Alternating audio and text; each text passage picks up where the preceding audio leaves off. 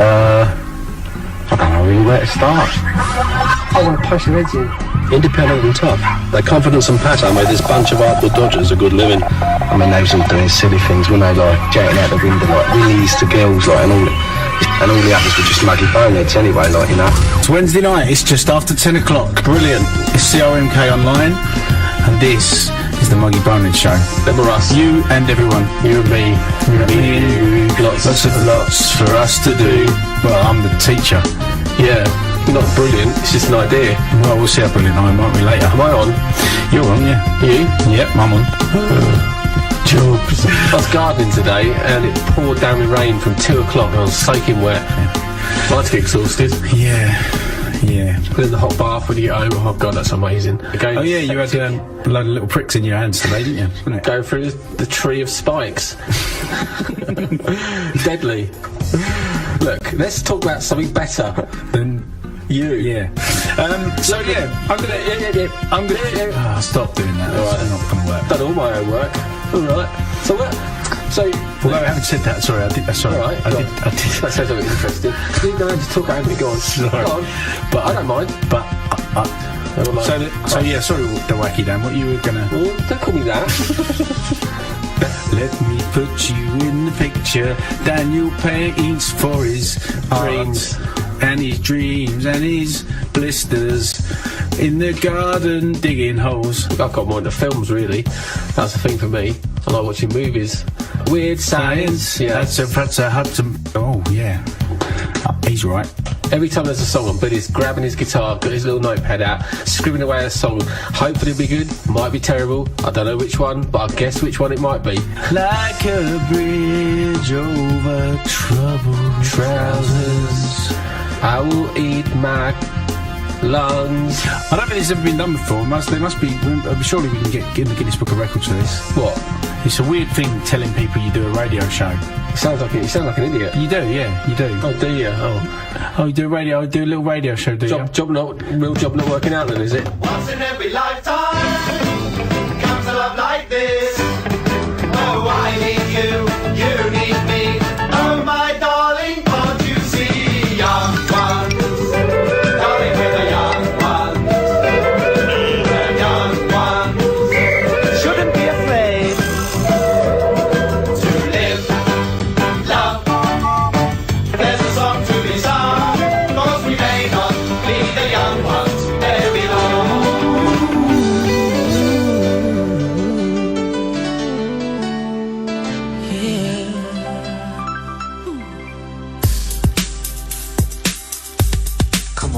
I see no changes. Wake up in the morning and I ask myself, is life worth living? Should I blast myself?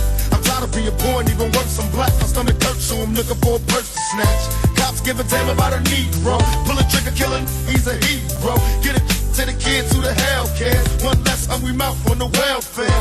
First ship them, don't let them deal with brothers. Give them guns, step back, watch them kill each other. It's time to fight back, that's what Huey said. 2 shots in the dark, now Huey's dead. I got love for my brothers, but we can never go nowhere unless we share with each other. We gotta start making changes. Learn to see me as a brother instead of 2 distant strangers. And that's how it's supposed to be. How can the devil take a brother if he's close to me? I let it go back to when we played as kids, but then it changed. And that's the way it is. Come on, come on. That's just the way it is. Things will never be the same. That's just the way it is. Oh yeah.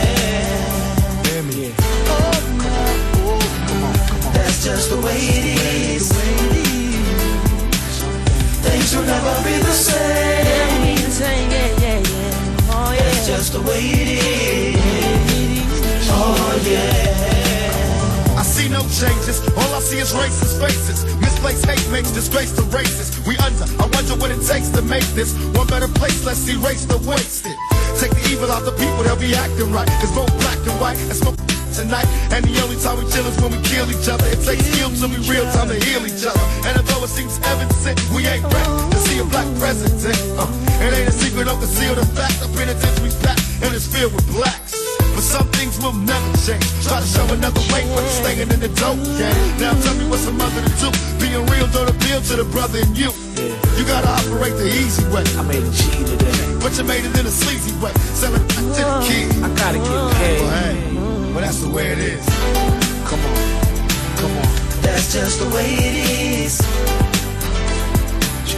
Things will never be the same.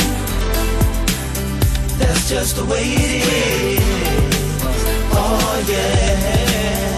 Hear me. That's just the way it is. Things will never be the same. Oh yeah. That's just the way it is.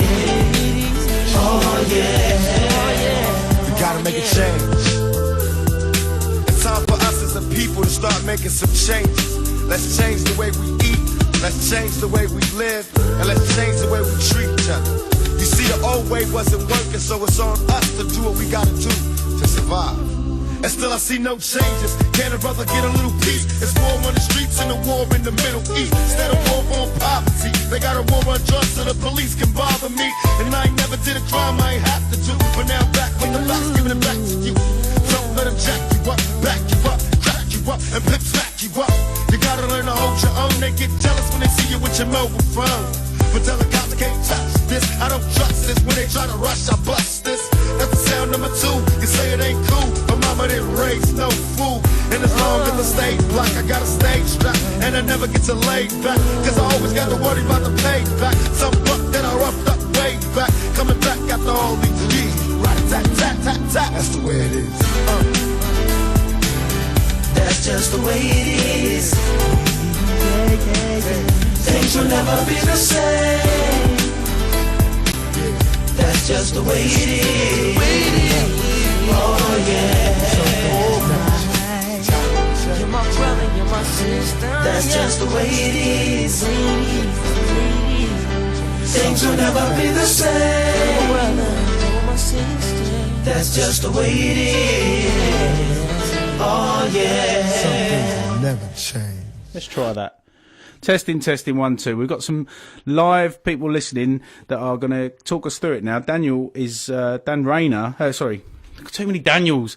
Dan Ridley is texting me as we speak. He's telling me how it's going to go. Oh, he's saying better. He's saying better. Here we go. So we're in. Right, okay. Hallelujah, brothers, we're back in town. The world is good, so put on your best gown. Yeah. Okay, we're back, kids. We're back in the room. That's good. Come on, all right. everyone. So we've got Dean Canadine listening now, and he's just Facebooked me and said, what a time to start listening. Thanks, Dean. We're Fills on us the with road confidence. to nowhere. Dan says it's sorted. Why have you got a brown stain by your on your trousers? Because I was cacking it, to be perfectly honest with you. Are we allowed to say cacking it? Well, he said it now twice. Get fresh for the weekend. Oh, well, I've just had a text saying sorted, so we're in the money. Look, if you lot want a radio show produced, come here and we'll tell you what to do. Can you stop saying we?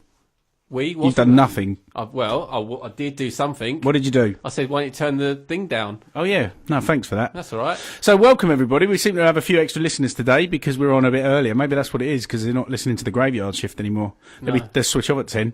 Yeah, we're 9 o'clockers. Good. Anyway, so, yeah, we've got some extra time now. Hopefully we have sorted it. Dan's going to keep updating me throughout the show for as long as he's able to stay awake. He's my favourite, Dan, actually. That one. I am. No, you're not. Yes, I am. He's my favourite. Prove it. Okay, so what are we doing then, Dan? Now that we're on, now we've got nothing to talk about because we've just gone, like, completely blank because we've been sorting this malarkey out. Well, you're going to start the show again, are we? Do you know what I've done? No. I've done something that I'm supposed to not do. He's lowered down the broadcast. There's a red fader here, and I was told by no means ever touch that. Never ever bring it down further than it should be. You can't touch this. Yeah, still good. Carry on. Well done, Dan. Thank you very much for that. All right, we're going to carry on with the show. So yeah, this red fader here, this is the master fader, and I've been told never ever take that down. It's either all the way up or nothing at all. I call it the Darth fader. When it's all the way up, if there's any of the CRMK presenters listening right now, when it's all the way up, the mic seems to be peaking hugely, no matter how much you try to tweak that. Anyway, let's stop getting technical. Technicals. Tell me some more, Dan. Tell me some more. What do I want to know? Do you want to know anything I've learnt this week? I went to a conspiracy conference. Oh, yeah. You love all that, didn't you? Well, my mate, Rich, is really into conspiracies, and I like chatting to him in my shed at late at night. Oh, what was that? Stop fiddling. Go on, keep going. What are you fiddling for? Mr. Fiddles, that's what I'm going to call you from now on. Billy Fiddles. Keep going. Why?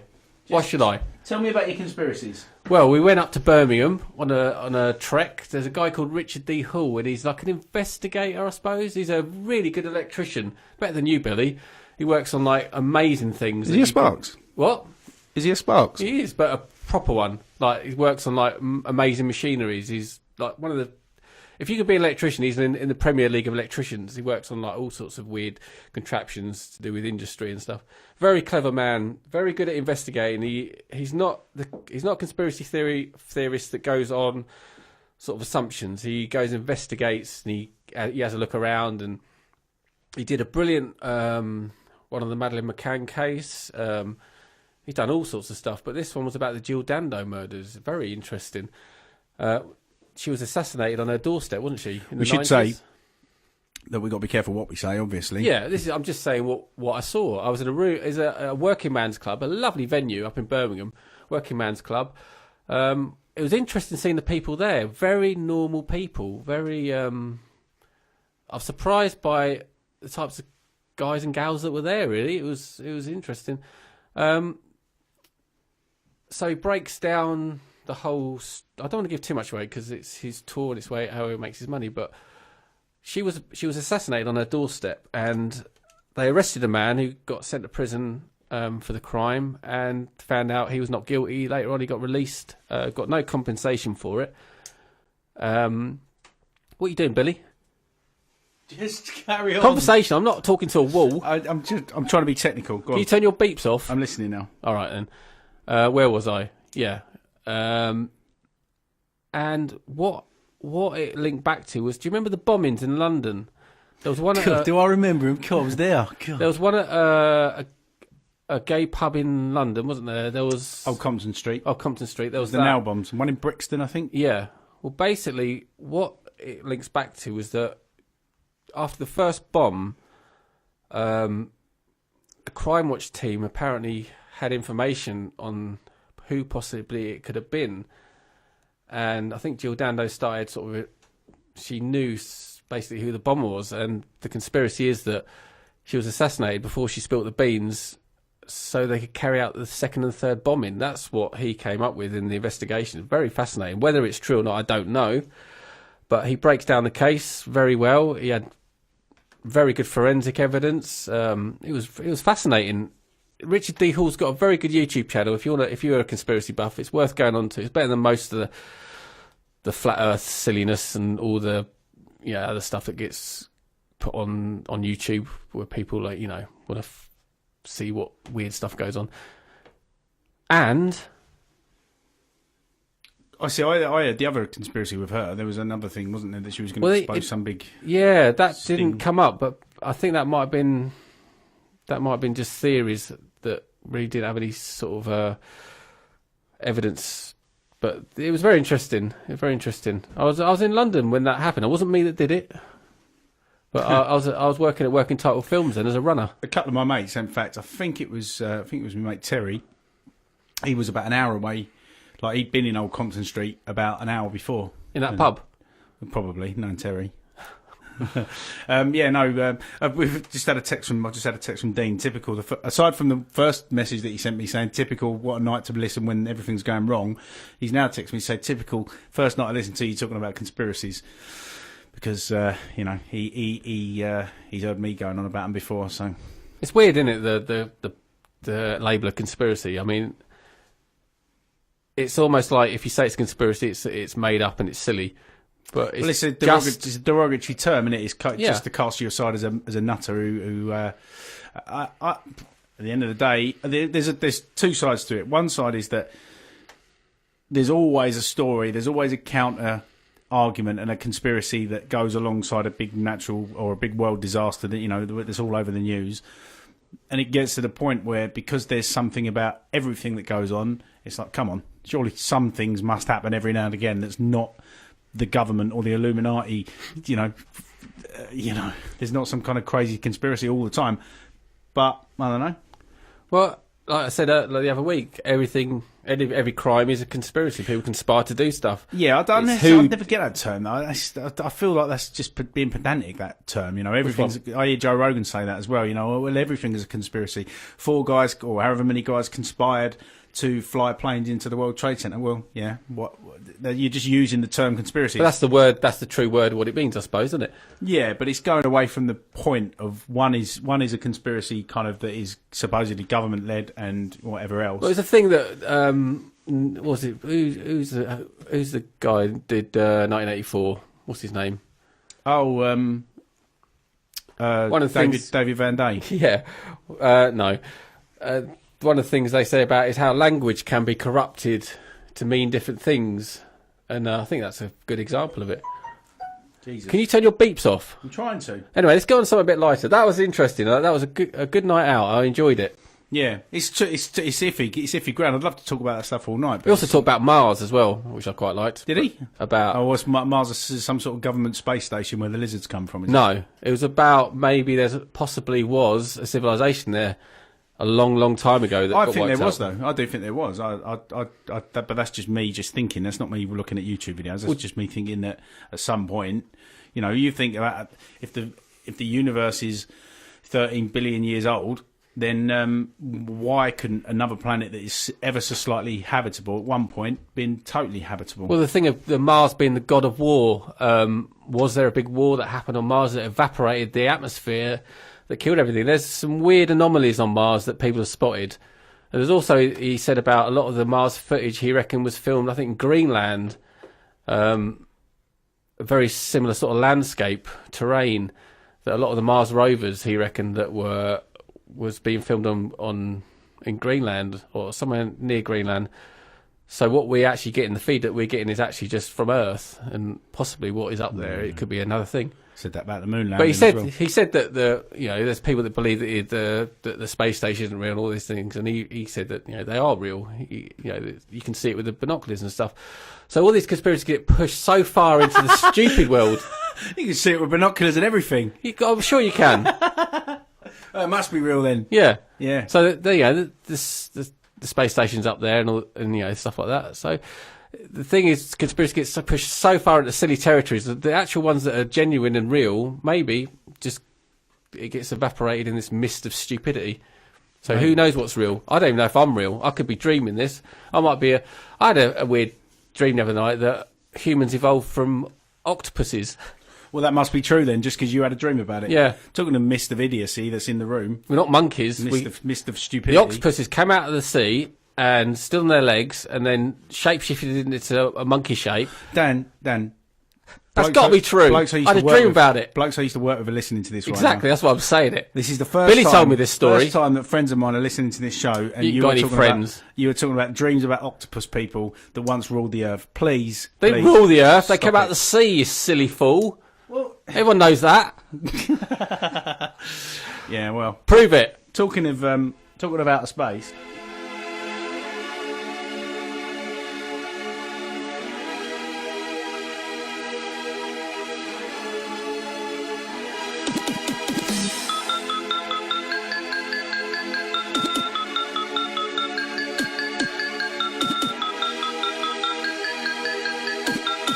I'll take your brain to another dimension.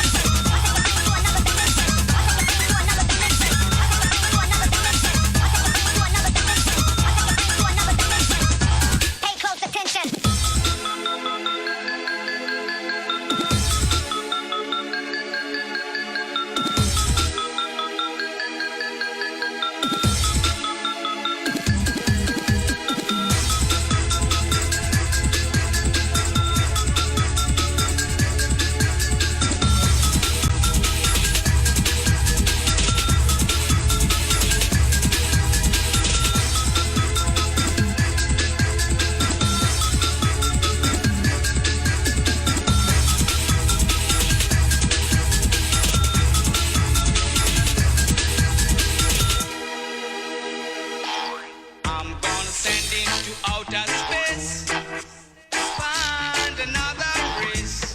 I'm gonna send into outer space.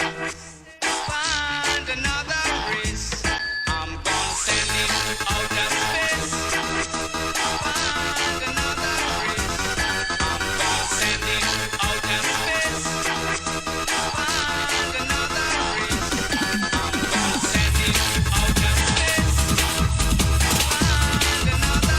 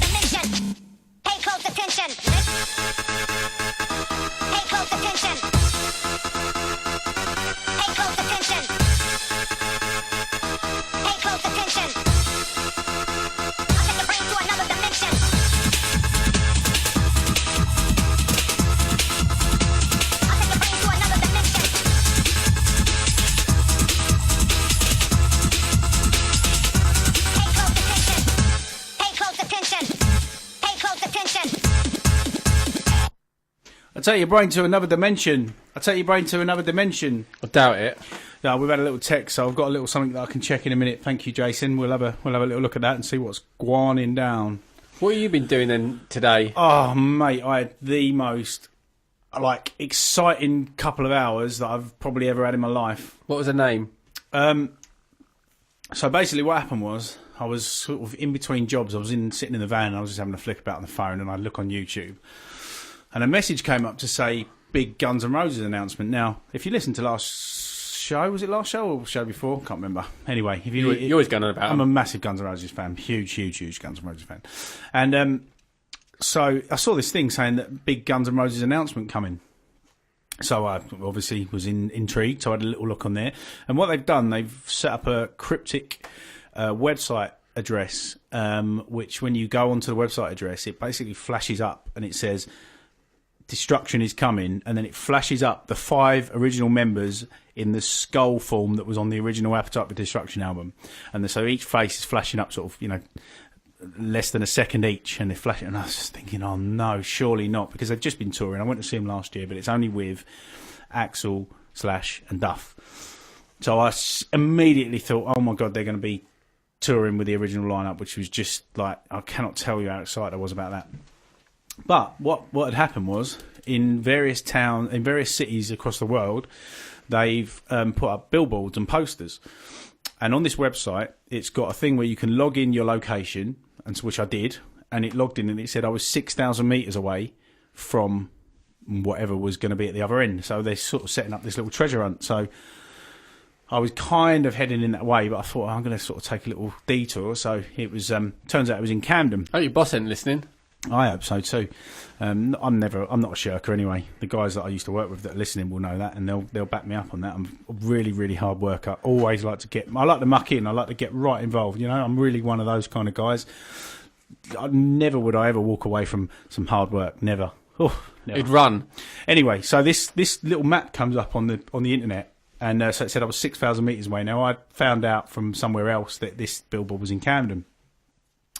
So I started heading to Camden. Of course, I've got the page on my phone on the seat in the van as I'm sort of driving along, and I can see, every now and again I look down and it says on the meterage that I was getting closer.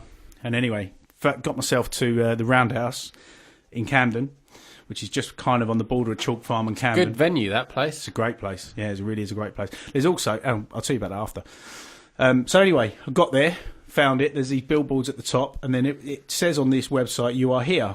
Take a pic. Now look for the poster and take a picture." So, of course, I found the poster, took a picture, and then you share it. And, of course, it hashtags everything and it tags everybody in. So, I was thinking potentially, I might end up winning some tickets or something like that, but then beside the point.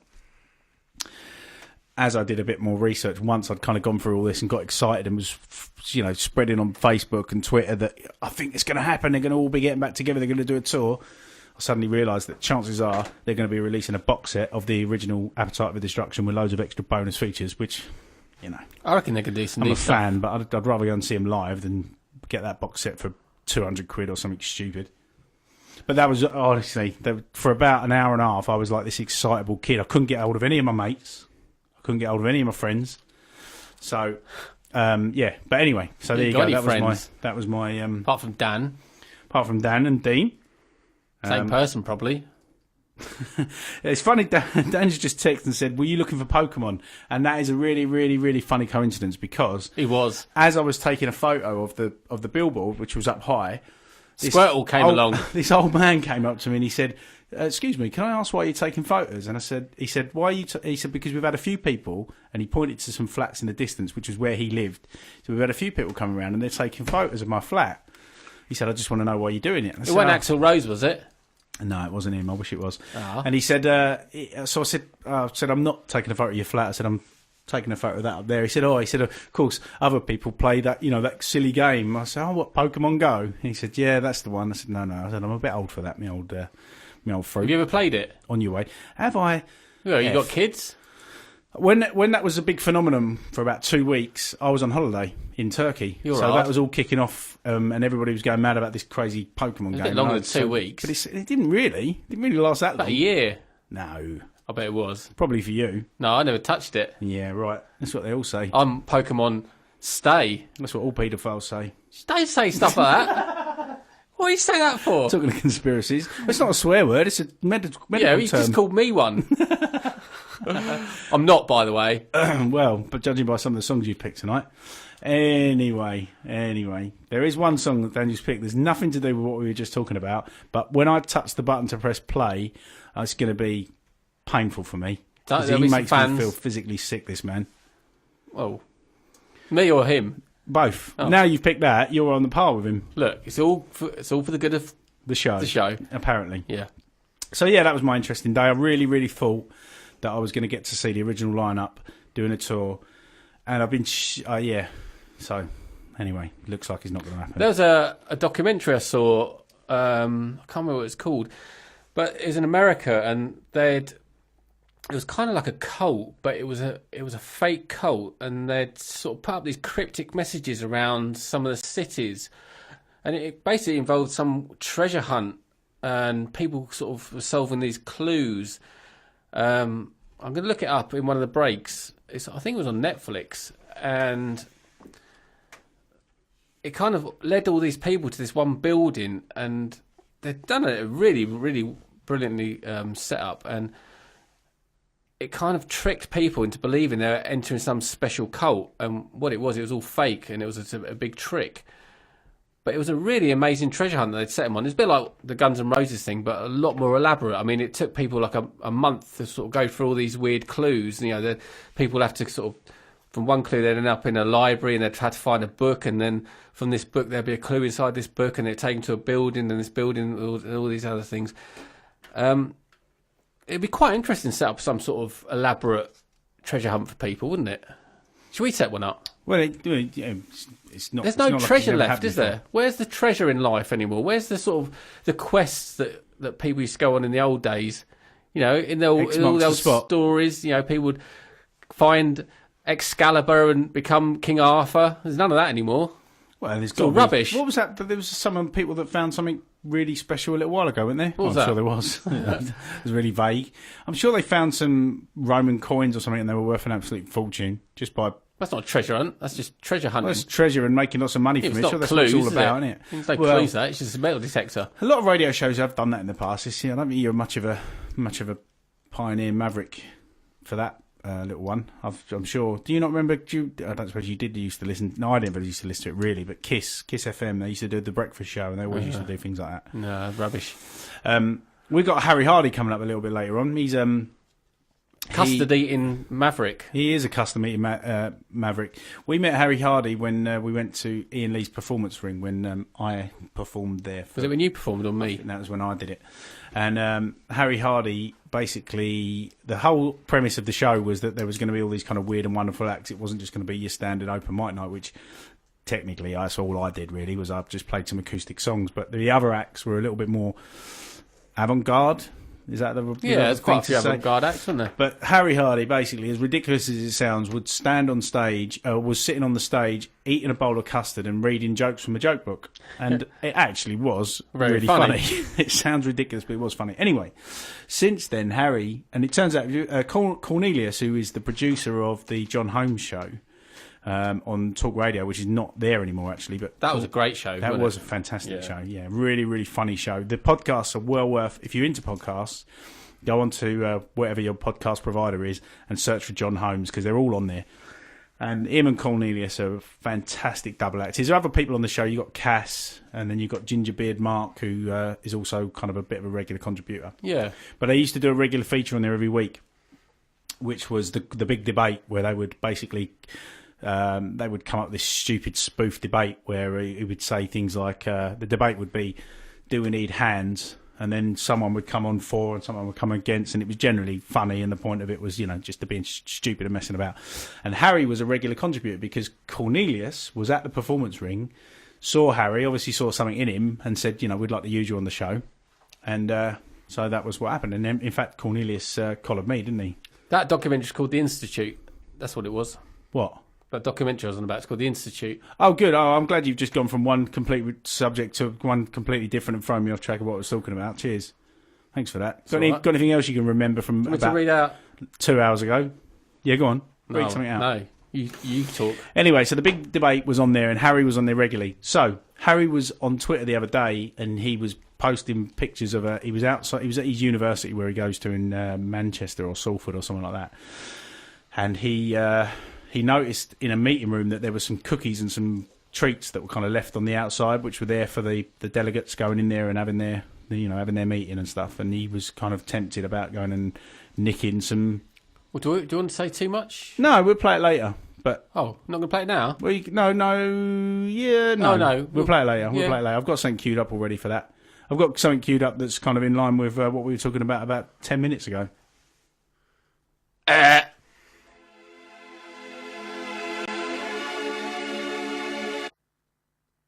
What an idiot! And it's not that. He's such a prat. I've got an idiot working with me. It's going so well. It's about you're about as good on that desk as I am as conspiracy theories. Keep telling me how rubbish I am then. All right. What did you do yesterday? Nice segue.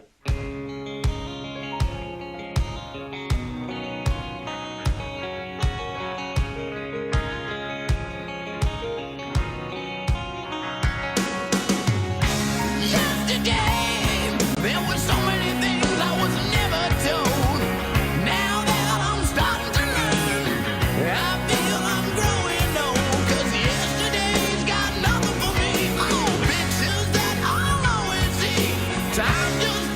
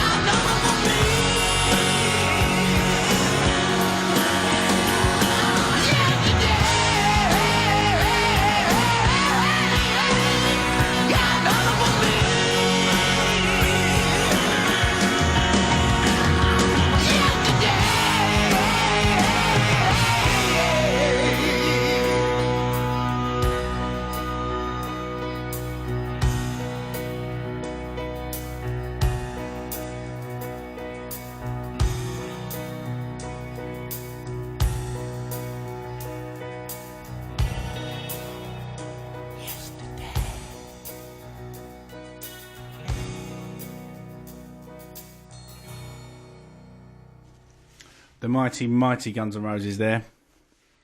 Sort of. Well, so Jason sent me the settings anyway. So we're going to talk about comedy, aren't we? Well, yeah. I mean, it's really one of the best things in life, isn't it? One of the best things in life, yes. Yeah, one of them. Not the best. Yeah, well, you know, you've got to have a laugh, haven't you? Sometimes. Sometimes you've got to have a laugh. So where did your relationship with comedy begin? I remember really the first real impact. What are you doing? What's that? Just carry on. He's pushing his finger up in the air again. The first real impact I remember seeing was when I was on a caravan holiday somewhere, Devon or Yarmouth or somewhere. I was about 10 years old, and I remember sitting in the lounge, and Monty Python came on, and it was an animation, a Terry Gilliam animation, and it was a cat standing upright. It was like a giant cat, a King Kong type cat, and it was smashing buildings. And I remember crying my eyes out with laughter. It hit me like a psychedelic mallet. And I laughed so much at that. And that was the first time I saw Monty Python ever. And that was probably the first thing that really hit me hard that was funny grown-up comedy. Brilliant. What about you? Well, the things... it was... Obviously, it started with the lame comedy. It started with things like On the Buses. Yeah? Actually, no. Let's go back further than that. I would say, talking not lame comedy at all, Laurel and Hardy. That was, I kind of cut my teeth on that, really, with my mum. She was always sort of playing the films and stuff. I remember Way Out West and the Music Box, the one when they were trying to get the piano up the stairs, and obviously slapstick, but incredibly funny. And there's the mad chemistry that was between the two of them. It was pretty unique. I mean, it's not so unique now. We've had It still looks alright, actually. Plenty of... Oh, yeah. No, I still laugh at it now. Definitely still laugh at it now. But no, it's... so it started with Laurel and Hardy, and then, it went to things like On the Buses, I guess. And then, as I got older, I guess... I never... You know, Monty Python, I love Monty Python, but I like it retrospectively. Like, at the time, maybe I was just slightly too young. Maybe. In fact, Life of Brian, believe it or not, I actually saw it in full for the first time about a week ago. Wow. Yeah. That was legendary. And I'd always seen clips of it, and I'd always seen bits of it, it always made me laugh, but I never actually ended up watching it all the way through. Perfect film. My favourite scene in that is the stoning. Yeah. Oh, man. Well, you can go every 5 minutes, there's something amazing in it. Yeah, and the People's Front of Judea and all that. It's so clever. Immaculate movie. And it still stands up. Still brilliant. My kids like it. They've watched it. They thought it was funny. I heard Harry Enfield slag it off. Not slag it off, but I don't know whether there's some bitterness there through kind of rivalry over the years or what, but he made a bit of a snipey comment about the fact that Monty Python was proof that comedy doesn't age well. But Life of Brian hasn't aged. No, definitely not. Some of the TV shows maybe, but there's still bits in there that make me laugh. I had a look at the other day, because it's all on Netflix now, isn't it? They put everything up on there, and me and the boys watched it, and they're 14. They laughed at some of it. But the thing that really stood out for me and the kid was Kenny Everett. I mean, he did radio shows. He was the first person to really mess around with a radio format. His TV show was really funny. I mean, that's still funny now. It's quite saucy, some of it, wasn't it? It was, yeah. Benny Hill, Benny Hill's all right. Terry and June, it's funny enough, it used to make me laugh. It's still actually funnier now, Terry and June. I don't know why. I think because time has aged it even better. George and Mildred, I thought was excellent. The Good Life, I enjoyed The Good Life was nice, yeah, that was good. But no, so, and then I guess obviously as you get older, and obviously comedy... You get sort of culty comedies start coming into your life where you find them yourselves, like Not the 9 o'clock News, there was things like that. Who Dares Wins, do you remember that? Rory rings a bell. McGrath was part of that, I think he was part of that scene.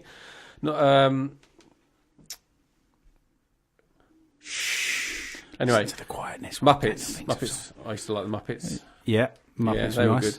But We're Spitting just Image, listing stuff now. Spitting Image. There was the cast of Spitting Image. I mean, I can read them off. Yeah, Steve Coogan, Alistair McGowan, Harry Enfield, Hugh Dennis, John Thompson, John Sessions, John Coleshaw, Phil Cornwell, who did Gilbert. Do you remember Gilbert, the alien? Now that was amazing. Yeah, I do remember that. What was that? So funny. Saturday morning Saturday Super Club. Starship. I think he was on that. That's it. But he had his own show as well. Brilliant. I had the Gilbert book. Do you remember Trevor and Simon? They were good. They were recently on Richard Herring. Really funny. They were far funnier than they ever should have been. In fact, there's a lot of the Saturday morning stuff was really good, wasn't it? The Saturday morning kids shows. Yeah, it started to kind of lose it around about. For me, it started to lose it around about. Going Live finished. Yeah, Once going, they went, going it all live and, got a bit live like, and kicking. Like Grange Hill. It kind I of. used to like Emma Forbes though. Cool, she was. And Sarah Green. Yeah, she was lovely. Yeah, they were all good. But yeah, Phil Cool was on it. Peter Shanovich. Phil Cool was Roy on Bremner. Bit Image. Yeah. Was he? Yeah, loads of people cut their teeth. Harry Enfield. He was great, Phil Cool, wasn't he? Yeah. The old rubber-faced. It was all right. Well, yeah. Daniel's so high. We used to laugh about how rubbish he was, but some of his stuff was all right. Well, Just pulled faces. I think at the time it was good. What about Jasper Carrot? What do you make of him? I find him funnier now than I did then. Really? His daughter's in the office, isn't it? Yeah, she's the receptionist, isn't she? What was her name? Dawn. Dawn, that's it. Yeah. I recently watched all The Office, and yeah, brilliant. Yeah, well, talking to comedy, Gervais is the. I loved him. I loved him for ages and ages. I used to listen to the podcast and Podcasts are brilliant. And the Carl Pilkington stuff. Anybody that hasn't listened to that needs to get on board with that. That was the voice in my head for a good 3 years solid. You'd always put on the car. Always we drove anywhere. It was always on. There were so many episodes of it. You had. Because they did the specials, they did the 10 specials. So, originally it started on XFM. So, obviously XFM was a London-based station, and it was kind of, I don't know, XFM started maybe about 99, 2000, something like that. And so when it started, the internet wasn't huge, and obviously streaming and things like that weren't really such a big thing. And so it wasn't really, so I don't know how many people got to hear the radio, the XFM stuff in the early days that weren't living in London. Do you know much about that? Do you remember it at the time? I couldn't get XFM around here. That's what I mean. So yeah, I wasn't sure how many people could obviously, because again, listening live online, it wasn't such a thing as it is now. Because this is what you can't imagine it, can you? No, can you remember it wasn't that long ago. I remember the first time really going on the internet and looking at stuff that I thought I'd never ever be able to see again. It's like the other week I was talking about when I went to the motorway when Diana's coffin was going down the motorway.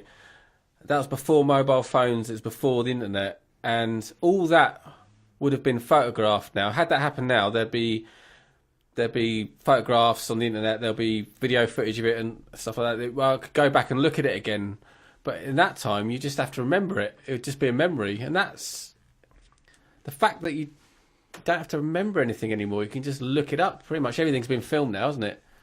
Yeah. But I remember going on the internet and just seeing toys that I used to play with as a kid that have, obviously gone as you get older, that your mum and dad throw stuff out.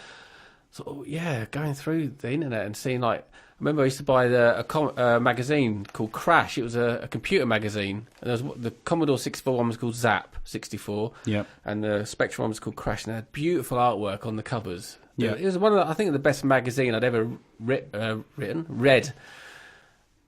And just going through that, just all these memories flooding back. The first time you go on the internet, you can just see memories just come back into your head. These things that had disappeared from your mind had gone into the ether. Suddenly they were back in your head, and you could restore other memories from it. Yeah. Very interesting times we're in. It is very interesting times. This, don't want to get too far away from comedy because I've still got some bits to say about that. But the internet is it's the yin and the yang of how good it is compared to what the detrimental effect is having on everybody's lives is equal. Really, it's exposing people to so much more, and some of that is absolutely awful and horrific. And you think about as a kid. You were resigned to finding a porno mag in the bush. So poor choice of poor turn of phrase there, but you know what I'm saying. You would see Rude magazine, just a Rude magazine, yeah, and that was it. And I remember finding the first hardcore magazine, like the universe would open up, like whoa, there's a rude part of a person. Oh, it goes in that far. That was my first thought when I first found one of those. I was like, oh right. Oh, I just thought it sort of rubbed around a little bit. Talking of, That's how you got your technique. But now kids are exposed if they want to be, or if the parents haven't got the blockers on, they're exposed to the most heavy duty, hardcore craziness. I feel like my generation. I'm 45 now, born in '73. I feel like my generation's almost like time travelers. We've gone from the old world into this new world. It's really strange the difference in those 40 years that's happened. Oh, we said this transformed. before. We've been the perfect age in many sense of just watching the evolution from the most basic computer to now the internet and having a computer in your hand. That at one time, that computer that you've got in your hand is 10 times more powerful than the technology that they had to take us to the moon. 10 times more than that. Whatever it is, you know. But I mean, it's it's crazy. You've got this little palm-held machine that will give you any information that you. This little machine that will just tell you everything. It will take you where you want to go. I remember when I got my first smartphone, the noticing that you could search on the internet for, say, a place, and then on there you could go press the button, and it would say, right, this is how, and it would set your sat nav up, and it would send you off to where you want to go. I mean, that I said this before. In many ways, is it making us dumber, or is it allowing our brain to have more space to think about other things? You know, it depends on the person, doesn't it? Those menial everyday tasks. You're exercising your brain. Reading a map, I remember the days driving around in a van around London when I was like 19. I was a good map reader, I used to like it. I loved it. And there would be many times when I'd be, let's say driving around as a van driver at the age of 19, and I'd have to stop off in a garage, get the map, have a look, work out the route, and sort of go on. And then sometimes I'd have to go in another garage and get it out again and work out my route. And, and now it's absolutely no need. So now my brain is not focusing on how I'm going to get there in that way, because I've just got this little blue line that I follow and it gets me there. Now, is that making me stupid, or is it allowing me to think of other things? Who knows? You are stupid, so maybe it's not made a difference.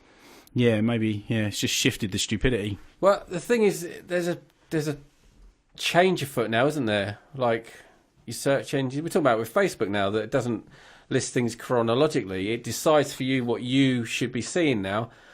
The Wild West of the internet, I would say, was probably 5 years ago it finished, maybe, where it was a free-for-all. Now, these sort of guards have been put onto YouTube, Facebook, Instagram, Twitter, where you're not quite seeing... even like with MySpace, it was like if people liked it, it rose to the top, where now that's not really happening now. It's kind of constructed what goes to the top now, isn't it? Yeah, that's a shame. It goes. I mean, even looking at there's a big craze about YouTubers now, and you find these YouTubers that are getting millions and millions of hits. They're not just some kid that's gone viral. 9 times out of 10, they are an entity. They are backed by media companies, or there's money behind them, and that's obviously putting that stuff out there. So the days of going viral are still there, and it still exists, but not as easy now, is it? It's just not the same. If you do everything's being monetized, and every time there's a new angle, it gets monetized. They find a way of monetizing it and turning it into an industry. The thing is, you can monetize stuff, but still have it. What's the word? Democratic. Yeah, because people that YouTube don't agree with now are having their monetization stopped. So there's a pre-censorship in people putting content up now, where they got to be careful, and sometimes it's innocent. It's just not what YouTube like. People are getting stopped to really put the content out they want. It's a shame. We started using Vero for a little while, didn't we? It's not really working, is it? Media. Well, I mean, I for the whole time I was using it, Vero is a new social media platform. They claim it's not like the other ones. They claim it's more democratic. What it is, but it's confusing. I think for me, it was a nice combination of all the Facebook, of the Facebook, the Twitter, and the Instagram. So it's got although it's different colours, it's got a similar layout to Instagram. I think it looks nice. I think it looks good. It's got a similar layout to Instagram. It's got but instead of just only being able to post photos or short videos, you can post links. Yeah. You can post longer videos. You can post so YouTube links, anything like that. So from my point of view, when I was trying to get my sort of wares, my music and stuff out there, it was really good because you could hashtag people. I always get conscious of the fact that on Facebook, if I share my music, I'm sharing it to people that I know and mates, and either at some point they're going to go, all right, mate, we've seen your stuff now, whatever. Or, you're not getting a true you're not getting the true feedback because you know them and they're your mates and stuff like that. So, so it's kind of, but with that, because it was a little bit more anonymous and I was getting followers that had nothing to do with anybody that I knew, and all you had to do was hashtag, I was putting hashtag acoustic guitarist, acoustic solo, blah, blah, blah. And then off the back of that, I was getting likes and shares from people that I didn't know. Which I find it hard to search for people, though. Yeah. There's not, it doesn't seem as easy to find other people on it. Because they'll give you a suggestion and it could be about 20 people. Yeah. Well, I'd rather that bit of it was opened up a bit more. Yeah. So, I mean, but, I think Facebook's dying a death now. It's horrible. It's not a nice place. And I am totally addicted to it. And I don't like the fact that I'm addicted to it. And I come off of it many, many times. And 9 times out of 10, I'll come back. But, yeah, it's gone. When it first came out, it was brilliant. Because it was my friends. That's all it was. And we would just be stupid on it. You could say what you wanted because you were within your closed group of people. And then you start adding people you don't necessarily know who might not get your sense of humour, and then you sort of start guarding yourself. And then when the Trump-Clinton thing, or was it the election in America, then it just went crazy of the vitriol and the sniping and this and that. And then it kind of got, that's when it kind of got really... I found it kind of a bit of a cesspool. A bit before then for me was and we spoke about this before, was the fact that you commenting on another friend's message or another friend's photo or something, and then shows up on your timeline. So people like your auntie or whoever can see it.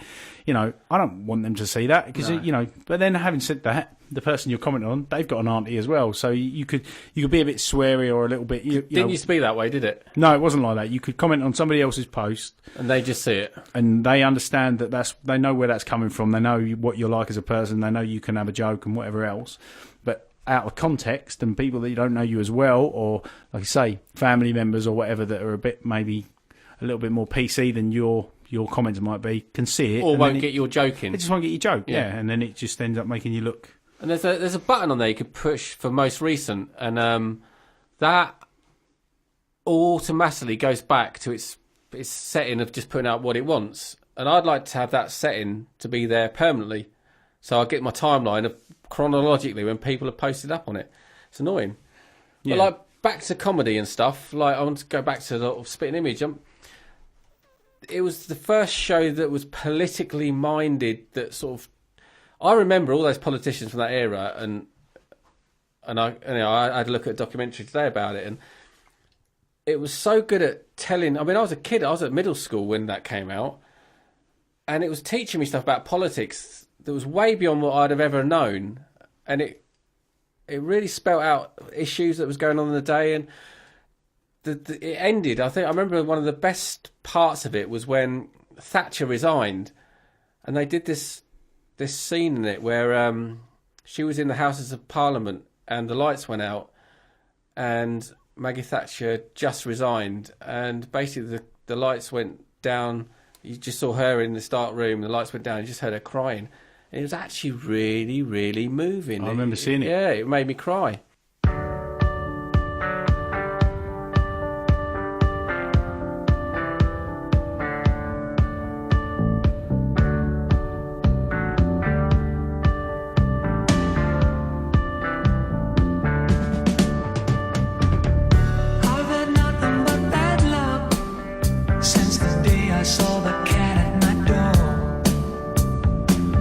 So I came into you, sweet lady, and so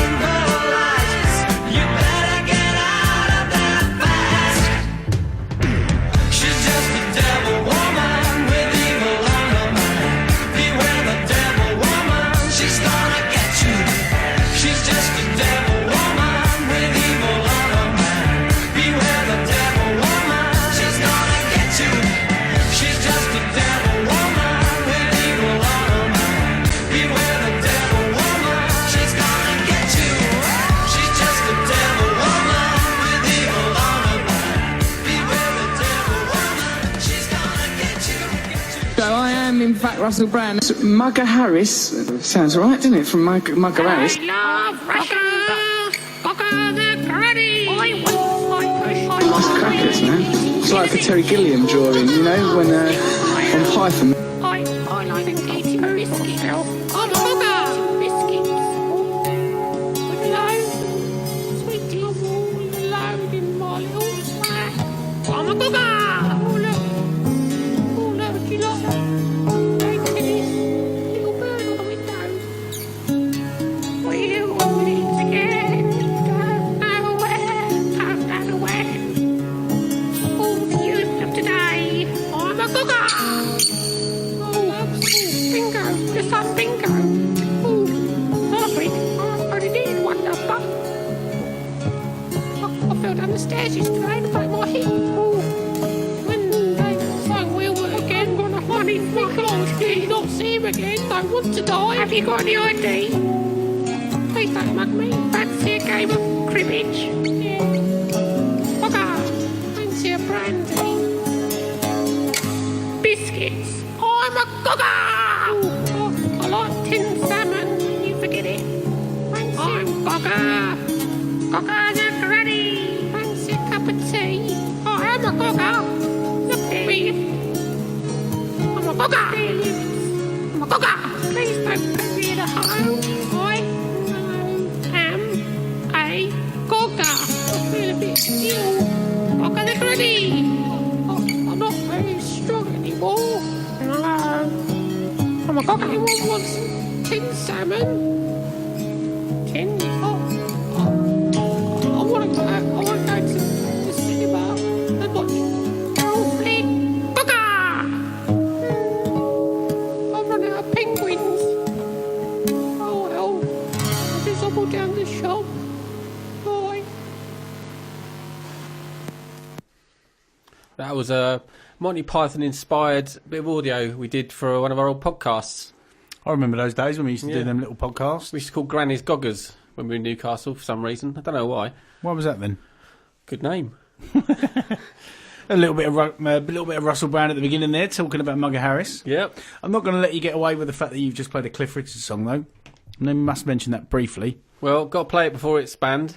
You never know. You never know. You never know what's coming up. I hope he's all right. So, go on then. What? Tell me what you got to say about that then. About what? Oh, talking of Monty Python, and we were kind of talking about Ricky Gervais earlier on, and that sort of that kind of fake documentary docu-soap type. Yeah. I mean, you know, that sort of style of film. Were you a big fan of one of the early sort of entities of that, I suppose? Well, the Kings was the Spinal Tap. Yeah. Yeah, And Bad News from England, which is a similar version of it, wasn't it? It was a similar, but it was a more gratuitous version, or a more Yeah. kind of more blatant version. You know, it was obviously blatantly a comedy, but I think in the early days, and I wasn't around when it was. What was it? Was it 1979 or something? It was probably the year I was born, or it was maybe early 80s. I can't remember. Still stands up, doesn't it? But I think when it originally aired, Well, it was, the guy, the manager, he was part of Spitting Image as well, wasn't he? He was, yeah, yes, yeah. Part of National Lampoon as well. Chris something. Chris, I can't remember. I can't remember. Or was that the manager's name? I can't remember. Maybe. But I think when it originally aired, it was Stephen Allen, was it? I don't know. When it originally aired, it came out as it wasn't really telling people that it was a comedy, so people were watching it from the beginning thinking that it was an actual documentary, and obviously it's quite subtle, although it is ridiculous and stupid, and everybody now knows that it's a joke. I think when it originally came out, people were sort of on the fence, and I know that Iron Maiden got really offended by. Did they? By it, yeah, because they thought it was aimed at them, and. I think, If they think it's aimed at them, then maybe it was. Well, it probably was. The thing is, close to home. Being any band that takes themselves too seriously can sound very suspiciously like they're a part of Spinal Tap, or that they're acting out a scene from Spinal Tap. And there's many times that you can kind of I know my dad's spoken about it before. You know, like those moments. I say like those moments, but those moments when you're in a band. and you're all sitting down having a heart to heart, saying, well, I think we can really do this. We can really make this. When you're really taking yourself seriously, those are the moments when actually hopes and dreams. Yeah, hopes and dreams. Those moments you become a bit Spinal Tap. We actually live in we live right next to the town where one of the great kind of he's inadvertently a part of one of the great scenes in Spinal Tap, Mr. Marshall. Who? Because the Marshall's amps. Yeah. Because obviously you got the bit when these amps go to 11. Better ones. And I was chatting to a bloke the other day, funnily enough. I was working on a job, and he's a carpenter, and he used to work. He did his apprenticeship at Marshall's, and he used to make the cabs as a apprentice chippy. Oh, nice. Yeah, he used to make the cases. But the guys from Spinal Tap, they also went on and made another one which was based on like a folk band, and it was called A Mighty Wind. And it's well worth seeing. If you haven't seen it, and obviously if you're a fan of Spinal Tap... It's not as well known, is it? It's not as well known. It's got the guy, the dad in American Pie. The really kind of down-to-earth, thoughtful dad. It's him. I can't remember his name. He's a Jewish guy with the glasses, isn't he? Yeah, he's in a lot of comedies, isn't he? He's in a lot of comedies. Not so much these days, but he used to be...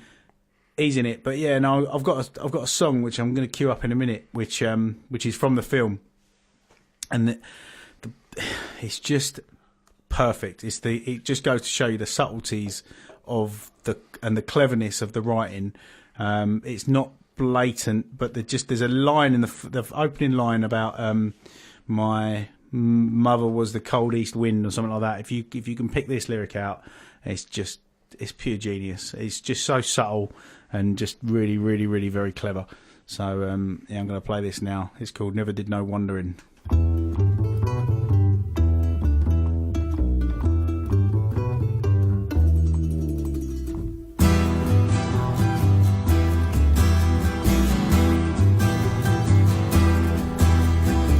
My mama was the cold north wind. My daddy was the son of a railroad man from west of hell, where the trains don't even run. Never heard the whistle of a southbound freight or the singing of its driving wheel. No, I never did no wondering. Never did no wondering. Never did no wondering after all.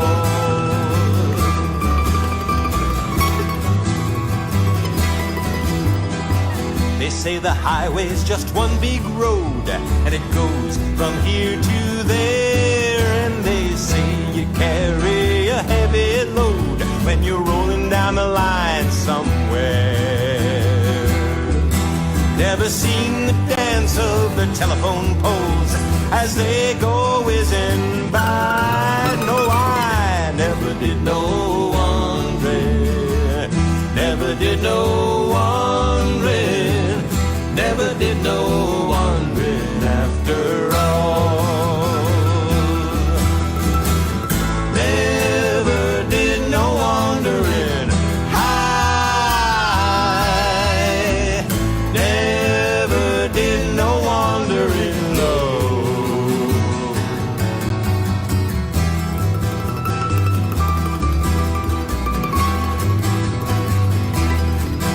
Now a sailor's life is a life for him, but it never was for me. And I've never soared where the hawk may soar, or see what the hawk might see. Never hiked to heaven on a mountain trail, never rode on a river's range. No, I never did no wondering. Never did no wondering. Never did no wondering after all. Never did no wondering. I never did no wondering. Never did no wondering after all. Never did no wondering after all. The mighty wind. Obviously, the connotations of a mighty wind being about Blow-offs. But no, that Blow-offs are the funniest things ever. I realised as I was listening to that you know, it sounds like an awful song, but You ever heard a cat fart? no, I haven't. I heard it once. It was really funny. I hate cats. You know, I hate cats. Well- They're the nemesis of mine. You don't like anything by Andrew Lloyd Webber. I don't. That's true. It's true. I remember this program came out when I was a kid. Let me see what year it came out. No, Daniel's I done think it some was research. about 1987, maybe. It was a thing called Hardwick House, and only 2 episodes got aired of this program. They made 7, and it starred Roy Kinnear, and it was about a school, and it got banned. It got pulled off air, and I remember watching these 2 episodes. It was the most craziest thing I'd ever seen. It was they made 7 of them, but they banned it. I think Rick Mail was in it. It was really it was set in a school, and it was really over the top. It was really kind of Yeah, the mark. very near the mark, yeah. And I've never seen it since. If there's anyone out there that knows this program, I'm sure I'm probably one of the only people that saw it. It's don't think so. fascinating. There may be some clips on YouTube of it, but I've never heard of it. Never. Hardwick I House, used to like yeah. Roy Kinnear. Yeah, he was Died, funny, didn't wasn't he? Died on a horse. Yeah, Three Yeah. Musketeers. that's what it was. He was in Herbie Goes to Monte Carlo. I used to love That was Herbie good. films. Yeah, Herbie films were good. They were good. There was a. I remember someone gave us a Derek and Clive tape, an audio tape of that, and that was one of the other moments of my life where tears were flowing from laughter. Yeah. Not being able to breathe. I mean, it was outrageous, wasn't it? Yeah, that the video Derek and Clive Got the Horn. My nan used to have it. Yeah. Yeah, What, the horn? Yeah, my nan and when I used to go around my nan and granddad's, that video was high up on the shelf, and I remember as a kid seeing it and just being fascinated, Proper just top shelf comedy. purely by the cover. And I remember asking about it one day, and they was like, "No, you can't watch that." So of course, that's the don't press that red button. That's exactly what I want to find and watch. And eventually, I got my hands on it, and I think I must have probably been about 13 or 14. And just, all of the boundaries that you thought existed just no longer existed. Out the window. By watching that.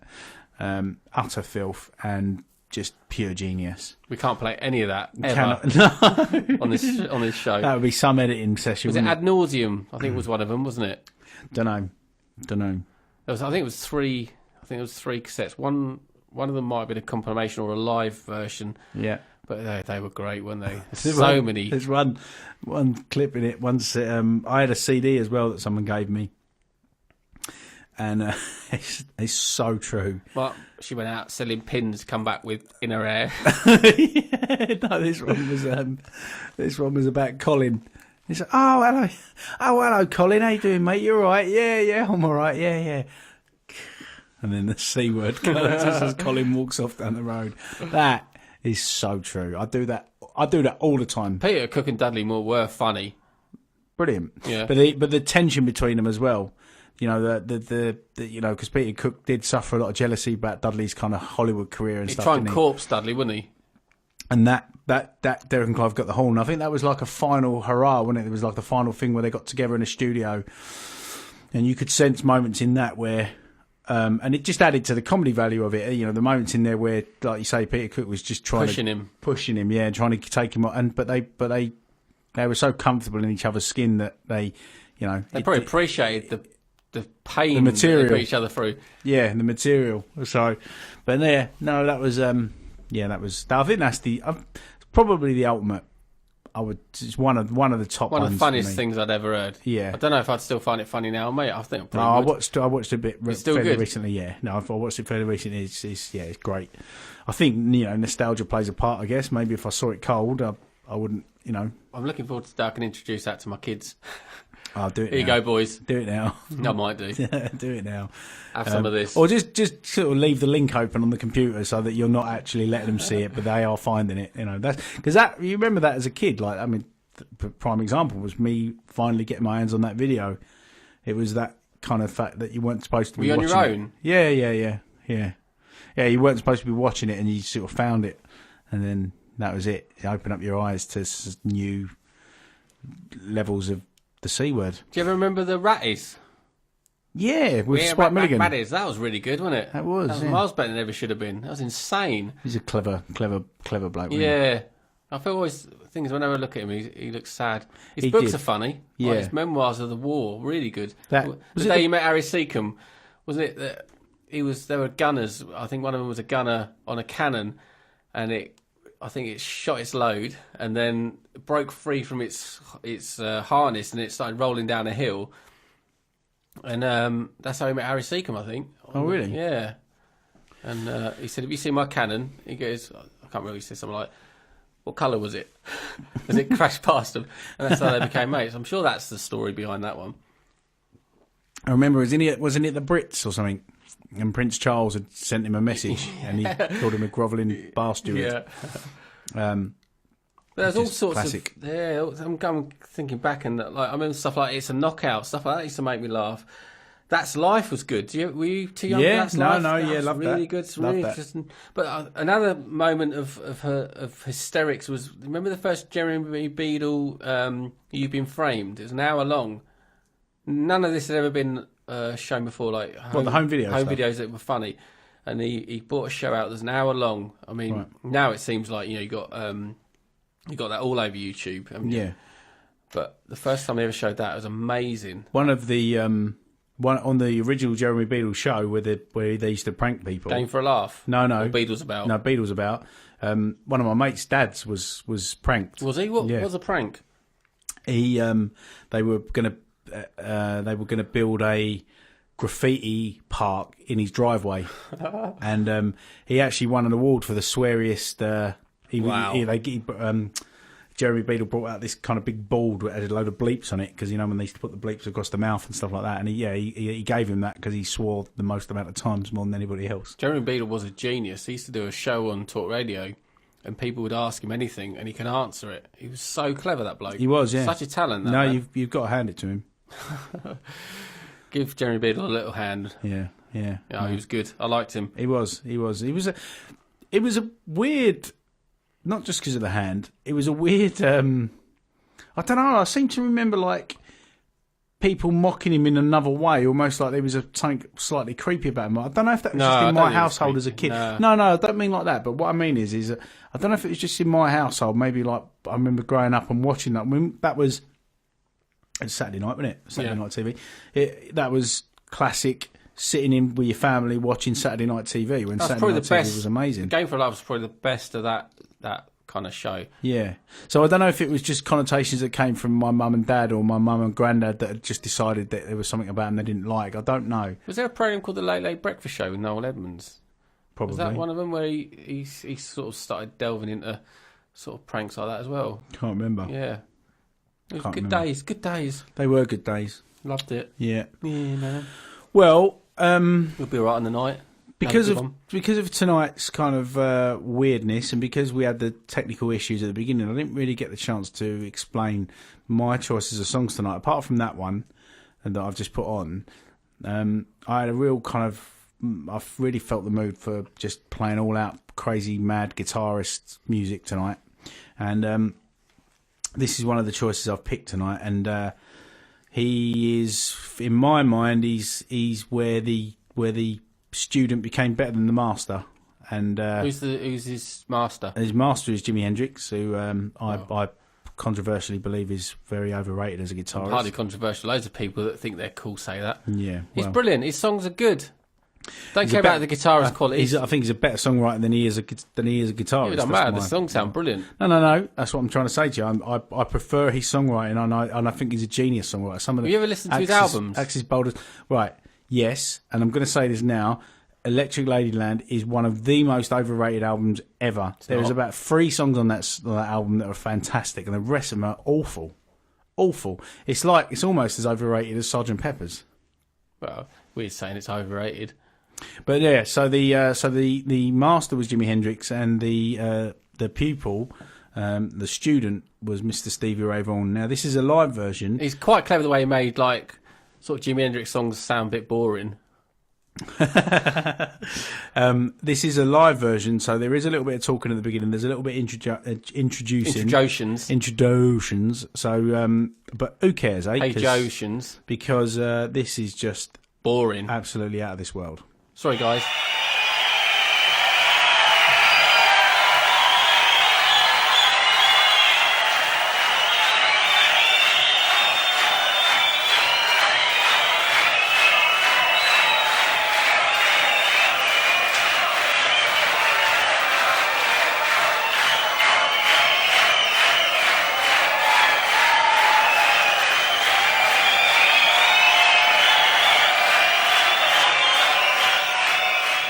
Le Grammy Award pour le meilleur disque de blues de l'année.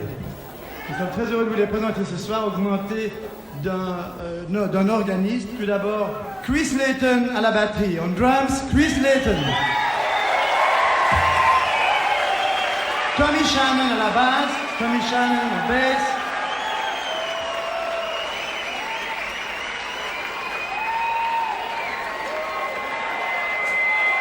Rhys Winans on organ.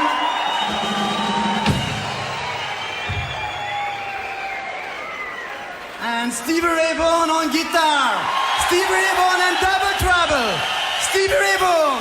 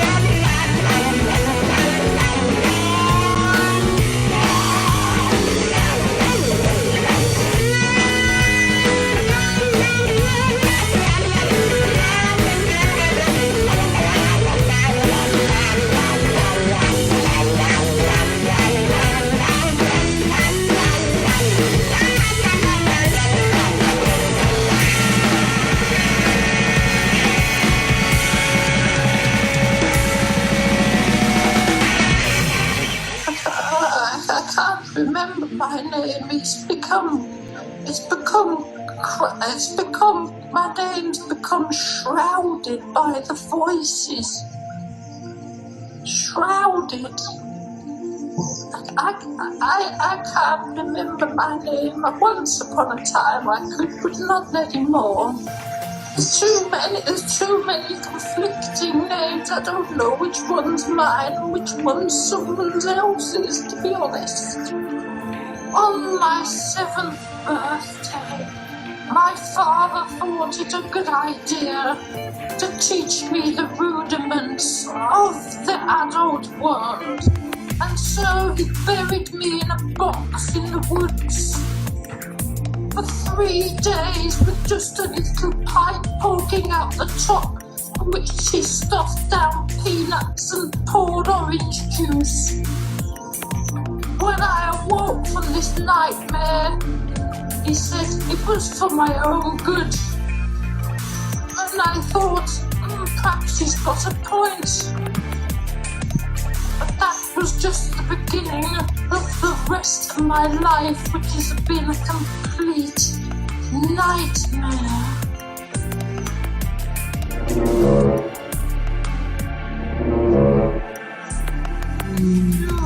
Oh, the zoo. Voices, sweet voices, remind me of the few seconds of innocent pleasure I had when we first arrived at the zoo.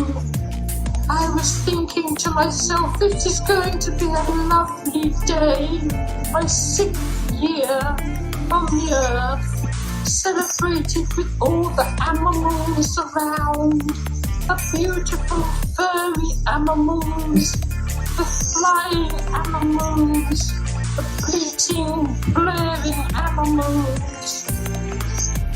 But as we were driving through the zoo, suddenly a face of a bloodied monkey against the window next to me. Then they were all screaming and tearing their hair out, crashing through the sunroof, ripping my mother's eyes out of the sockets, and I can't go on. The tigers appeared. The tigers. What's that blinding light?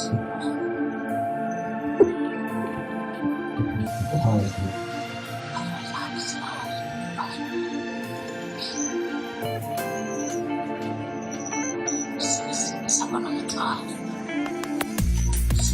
6 people on the drive. Asked my 9th birthday.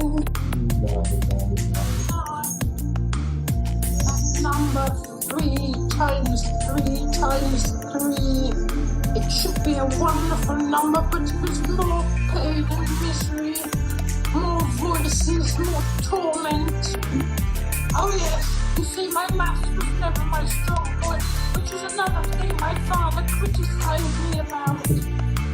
That's why on my 9th birthday, he buried me again. This time in a freezer chest with a big light in the corner, thousands of little tiny bits of paper, each with numbers on them, which he filled the freezer chest with. He said I had to learn them all by heart, every mathematical equation that has ever existed throughout the universe and time itself. So I did, I tried.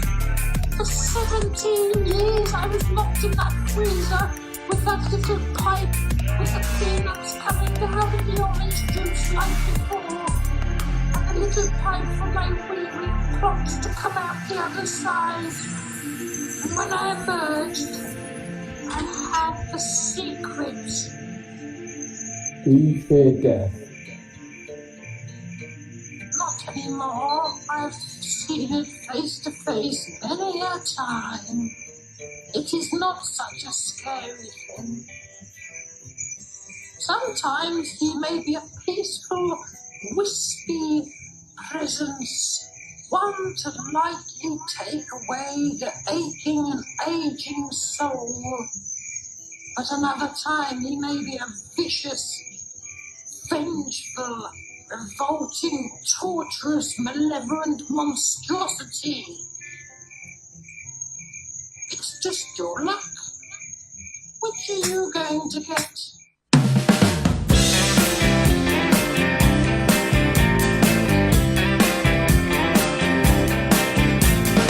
I'll bring the chips and the dips and root beer, even though dark purple rain clouds are near. When you come around, you bring the summer.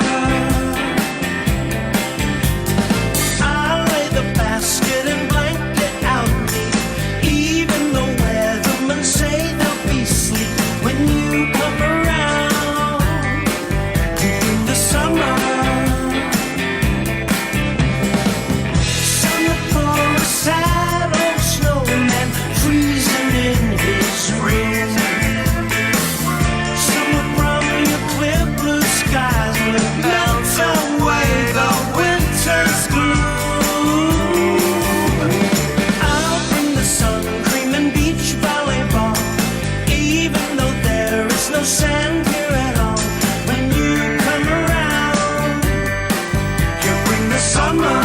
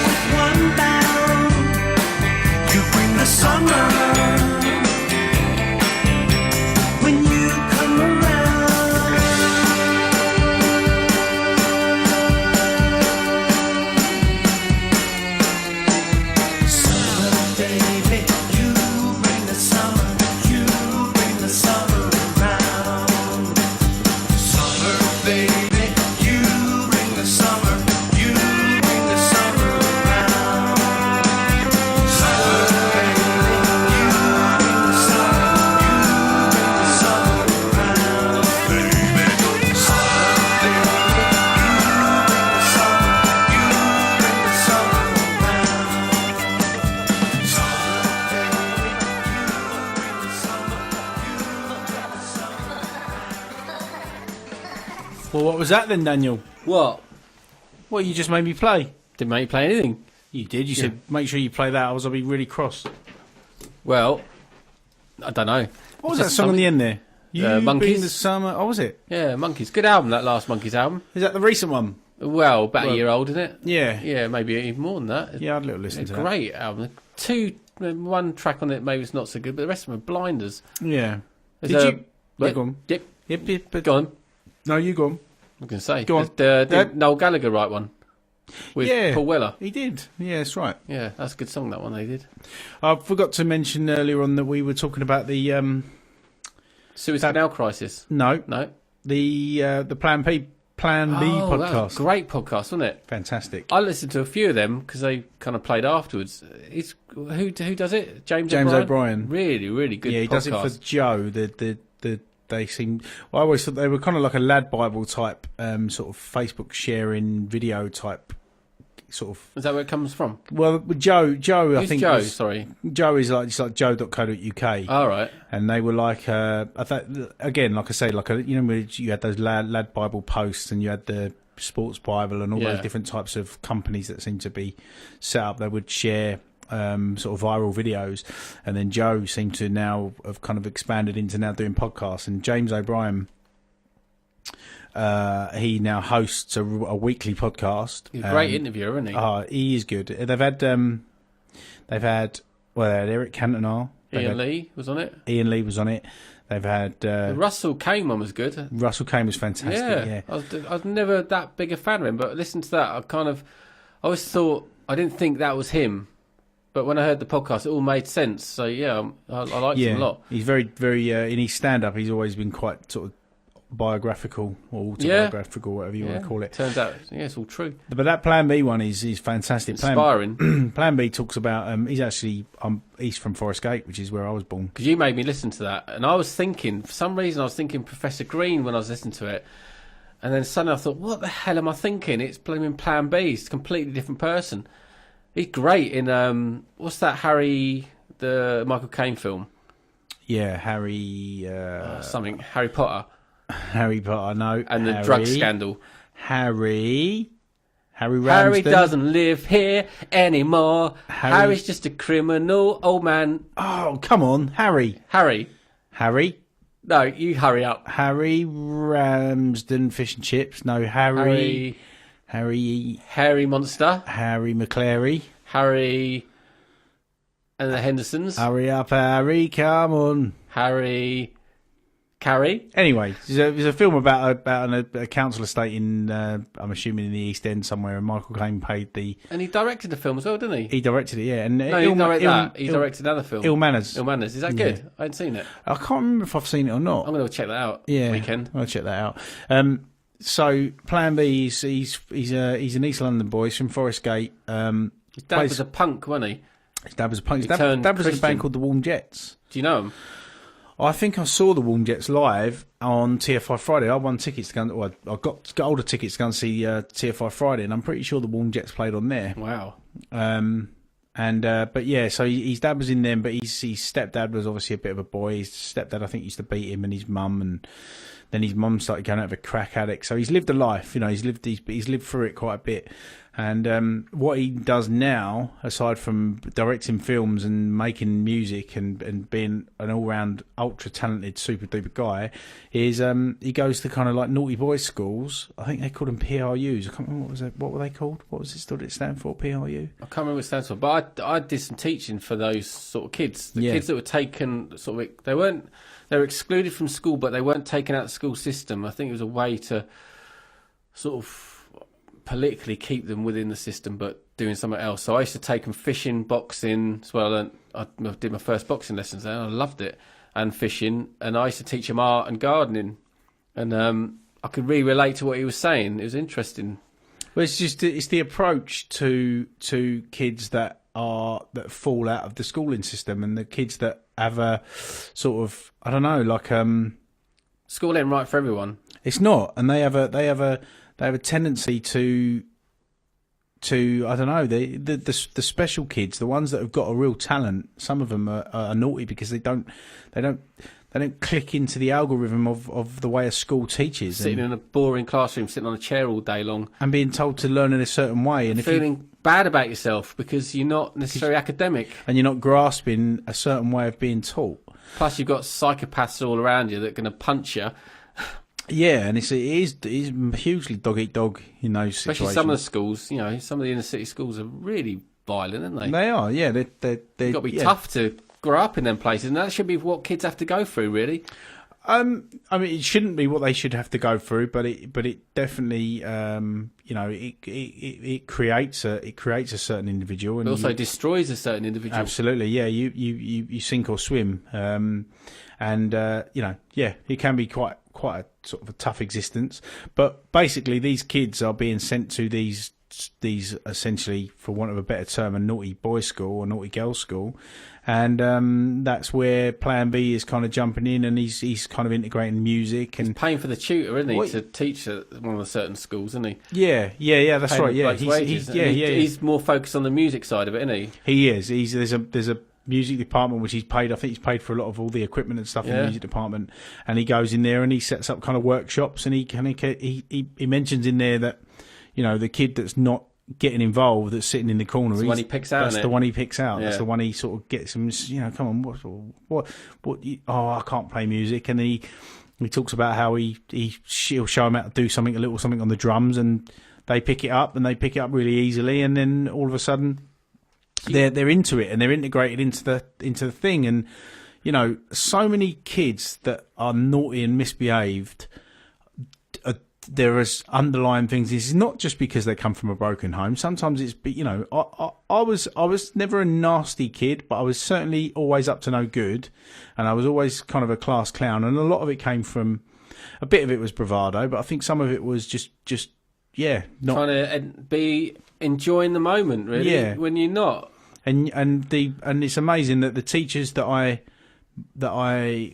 could relate to, and the teachers that spoke to me on a level and that weren't just trying to kind of infiltrate their authority onto were the ones that or they're just trying to get through their day and they don't want the hassle of kids disrupting the lesson. You know, they're just people at the end of the day. Some of these teachers, they just want to get home, and some of them just want to get home and have an easy life. There's no coincidence in the fact that my best GCSE results came from the ones where the teachers I had the utmost respect for. Yeah. I got 2 C's in English and I got an A in music. And the A in music, I still think that I probably wouldn't have done as well had the teacher not been fantastic. And so it just goes to show you. There's some kids respond well to a strict authoritarian teacher.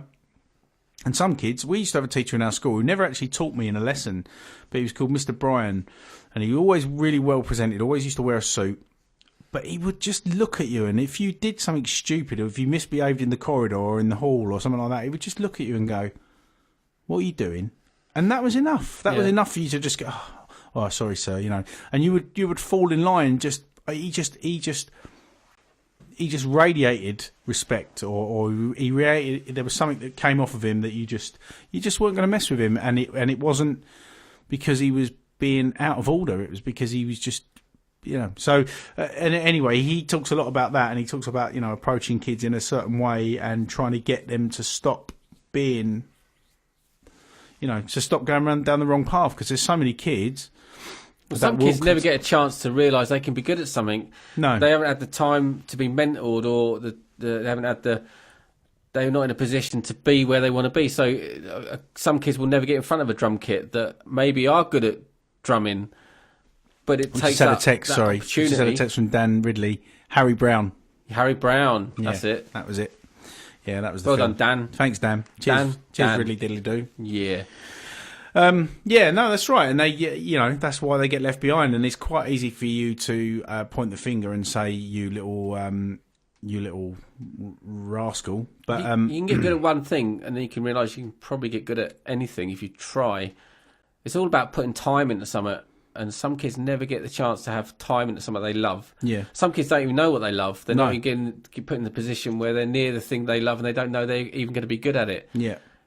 Well, I taught guitar for a little while in a music college in Bedford, and there was one kid who used to come in every week, and you could tell he had a glint in his eye. He was a naughty little kid, you know. There was something about him, and he used to come in and he'd sit down, and he wasn't really that bothered about guitar. I don't think guitar was going to be the thing that he was going to do.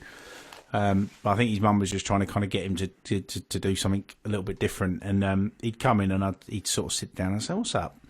And I've got in trouble at school again today. It's like, well, what did you do? And he'd sort of tell you, and rather than being the adult that turns around and says, "Well, you really mustn't do these things," it's like, "Oh yeah, I know what that's like, mate." And you know, you have to empathise with some kids, because, you know, you were that kid once. I was that kid, yeah. Or you can see that where that comes from, and I could tell that I was on a level with him straight away, and it was. I personally find it quite easy, but other adults don't. They have a certain level of standards that they expect kids to kind of behave in a certain way, and they can't cope with it if that kid doesn't toe the line. And for me, you're never ever going to get a result out of that kid if you treat him in that way. It's kind of heartbreaking that, you know, when kids are sort of 5 to 7.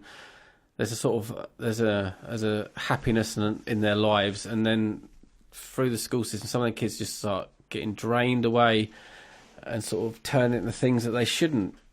It's heartbreaking, really, because if your childhood gets messed up, it's a hard thing to come back from, and to have the ability to do something special in your life, to do something fantastic and feel great, and see the production of your effort turn into something of a skill, or even an enjoyment, or maybe a career path that you could end up going into something later. It does really upset me that there's a lot of kids out there that are never going to get that chance, and they're going to fall through the system. And you know, when I was teaching them the expelled kids on that, I did it for about a year, and I would sit down with them in the art classes, and I'd make them draw the worst picture they could, and then like a cartoon character or something, and then we'd just thicken the lines up, and then we turn it into a cartoon character, or I'd give them a template of something. I cut out these like they were like train carriages I made out of wood, and they basically could graffiti them. Yeah. And they sort of suddenly saw they'd done something really nice, and somehow I managed to get those kids interested in art, and I managed to kind of make it fun for them. And I was really surprised because I was one of those kids, I was really surprised how much they put into it once they settled down. They'd get up and eat each other and stuff, and language is foul and all these things, and every now and again a scuffle would break out and I'd sort it out. But on the whole, they were improving, and there was a couple of kids in there that really grasped it and really enjoyed it, and they produced some brilliant bits of work, and they were really pleased with it. You know, I made some good friends there. I really liked it. It was hard, you know, it's kind of stressful, but I got on with them. I enjoyed it. I felt like I'd done something. I felt like I actually made an impact on some of them people. It is about working on that relationship. And again, like I said, it's horses for courses. Some adults can't do it. But I don't know. I always seem to make a beeline for the naughty kids. I always seem to like we've had issues in the village. In fact, Luke. Yeah, exactly that. Well, I wasn't. He won't mind you telling this, will he? No, not at all. He basically, one night I was sitting indoors, and the car was my car. I couldn't get my car on my drive because for some reason it was too busy out in the street or whatever. So this night I parked down the side road, and I was just sitting down. And it was when the No Direction Home Bob Dylan. You rang me that night. Did I? Because I had to come out with you. Was it you that was out with me? Yeah. So I was sitting down just about to watch. I've been waiting all week to watch this No Direction Home Bob Dylan documentary. Great That documentary. was going to be on TV. I sat down, got a knock at the door, and the lady said to me, she said, "Is that your silver car around the corner?" And I said, "Yeah." She said, "I think you better come round." She said, "It's been vandalised. They've done about 3 cars on the same street." So I went round, and the roof of my car had been completely caved in. These kids had just run over and jumped up and down on 3 cars, and then they run off. Right now, I remember doing silly things like that when I was a kid, not maliciously, just stupid showing off, but not realising that the damage you've left behind for someone else, you know. And it wasn't. I wasn't prolific like that, but I instantly knew. But of course, I was angry. My wife was pregnant at the time. She was more angry than I was. So she went out hunting for him. I was down by the car. She got out in the car. She went out in her car and drove up and down looking for these kids. And anyway, push came to shove. The police came out and they got a footprint, trainer print. And this kid, his name's Luke. I won't say his surname, but his name's Luke. He was relatively well known for being a bit of a naughty kid, and so the kind of police knew where to start checking straight away. So they got this footprint, and of course they went to his house, and lo and behold, the trainer, the size 11 trainer match was like Cinderella, sitting in the hallway, and of course they put 2 and 2 together, and eventually he got caught. He, of course, denied all knowledge. So we were then. A few weeks, maybe months later, we were asked to then go down to what they called a victim support group. And it was where the offender would be meeting with the victims of the crime, in inverted commas. And we would basically sit down and we would discuss how it affected us. And he would kind of, he would tell us his side of the story.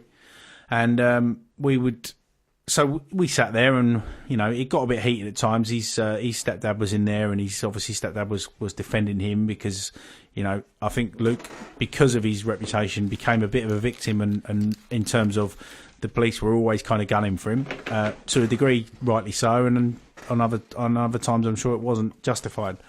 But anyway, so during this meeting, I remember looking at this kid and just thinking, mate, you're not malicious. I can see it in your eyes. You're just a naughty kid who's showing off in front of his mates. You've been caught. Do you know what I mean?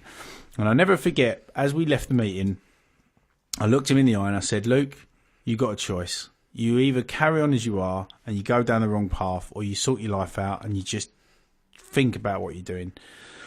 Anyway, that was it. So I walked out, didn't think any more of it. And about probably less than a year later... The universe collided. Yeah, I was... I'm an electrician, so I was working for a company at the time, and I got a phone call from the girl in the office, and she said, I've got an apprentice starting with you tomorrow, and he lives in your village, so he's going to give you a shout, and his name's Luke. And she said his surname. Of course, instantly I knew exactly who it was. So I said, well, funny enough, I know this lad, and I explained the story to her, and she said to me, well. She said, if you're not comfortable with it, and if you don't want it, I totally understand. If you don't want to work with him, then I'll just tell him he's not having the job. I don't really want someone like that working for us anyway. And I was just like, no, let him start. I want to work with him. It's fine. And he came and worked with me, and it was I think she might have made him aware that when I picked him up in the morning, it was going to be me. Oh, that must have been so embarrassing. Yeah, so he got in the car, and it was funny. He sort of sat down. I was like, all right, and. Yeah, and we worked together for about a year and a half, and we developed a really, really lovely relationship. I got to know him. I really like him. Got a lot of time for him. Lovely kid, yeah, really, really lovely kid. And he said to me sort of about 3 or 4 months into it, he said, I really thought that you would just let me have the job so that one day you could pile me in the back of the van and beat the granny out of me. And I said, no, that was never my fault. But no, he ended up flourishing. He actually got into a little bit of trouble afterwards, as it happens. But on the whole, he was a good kid. Now he's doing really well, isn't he? Yeah, he's living really down of him. Living down in London. He's an electrician. He's absolutely flying, and he's a bright lad as well. And it just goes to show you, if I could have not wanted to entertain it just on pure selfish grounds, I said no, you karma and all that sort of malarkey. He could have given up, and he might well have kind of carried on going down the path that he was heading down. But as it turns out, I gave him a chance, and I'm not claiming any. Not trying to sort of say I'm any kind of hero or anything like that, but it's exactly proving my point. You give these kids a chance, because the ones that are naughty, they've generally got something to offer, but it's just in a different way, and you just kind of need to learn to nurture them and work out what that intelligence is. Work out how to get that out of them. Yeah. So yeah. Well done, Luke. Well done, me. Proud of you, man. I'm a hero. Well done, Billy, I suppose. Yeah, thanks. So yeah, no. So yeah, it just goes to show you, you've got to look after these kids. Should we play Harry Hardy? Well, yeah. Introduce it and say. So yeah. So basically, recap. Harry Hardy. He's this. Speaking of vagabonds, this Harry Hardy's an absolute thief. Yeah, he's a sorry. He is. He deserves to be arrested. I'm hopefully I'm going to be forwarding this onto the police afterwards. If any police are listening, evidence. This is evidence. This is Exhibit A. Harry Hardy, the thief in college. Hi there, hello. My name's Harry Hardy. How are you doing? I'm a student at the University of Salford at Media City UK on Salford Quays, Greater Manchester. You might have been here before. You might not have.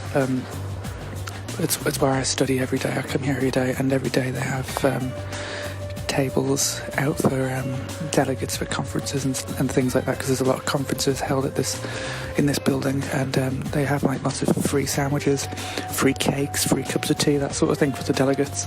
And I think it's a bit of a mickey take to the students who have to pay money, who aren't actually allowed any of this food and drink that's on offer. So what I like to do is I like to, wherever I can, steal some of this food and drink. Right now I can see behind me there's a table full of free pastries for delegates, and I'm going to help myself to some. I think there's a lady guarding them now, so I'm going to have to be very, very quick. Fingers crossed for me, yeah? Hopefully this will work. Cheers. Thanks. Oh my god, right. I'm running away from the scene of the crime where I've just taken 3 cookies. I thought they were pastries from a table at my university. There was a lady guarding them. She got up, she's went away, I think she's off to the toilet. But I'm walking away victoriously with 3 massive choc chip cookies in my hoodie pocket. Didn't pay a penny for them. There's some big event on at my university today, and I'm just getting the lift. I'm going to go to the ground floor. I'm going to walk out of here, walk out with my 3 cookies. Delicious. Right, there's a few things I've got to say about that. One, I'm disappointed that he didn't get caught. You should mentor him. No. Yeah, I think he's beyond help, this one. Disgusting. No, he deserves to be The arrested. youth of today, I don't know. Now, I think going forward, we're going to try and we're actually going to try and get him arrested, I think. You can do a bank robbery. We're going to try and get him in. We're going to get him into some sticky situations. I think that was you will. Pretty pathetic effort there because he was too sneaky. I want him to be brazen. I want him to go in there and go, naked. Right, I'm nicking these and run and let everybody know and be running through the streets and be out of breath. He should nick them, push the table over and not set fire to the building. No, don't do that. No. we're not purporting arson. Although I wouldn't put it past him. He does seem the type. I wouldn't put it past him at all. But yeah, no. So we're gonna utilise Mr. Harry Hardy a little bit more, and we're gonna get him into some proper trouble, not just petty things like stealing cookies. We're going to get I'll be too scared to do it. Get him right out there and get him amongst it. So, yeah. We're going to get him nice one, Harry. We're going to join ISIS. This all came from a Twitter thing where he posted this picture. He said he was starving hungry. So he's obviously a poor student, pathetic poor student. And he posted this picture of these cookies and he said, I'm really thinking about stealing them. So I egged him on. I said, right, film us, record yourself doing it, send it over, and we'll play it on the show. And what an idiot! What a sausage! He's put himself right in the frame. So yeah, we're gonna sending this to the Bedfordshire Police. The Salford Police. The mission now is to get him nicked. Yeah.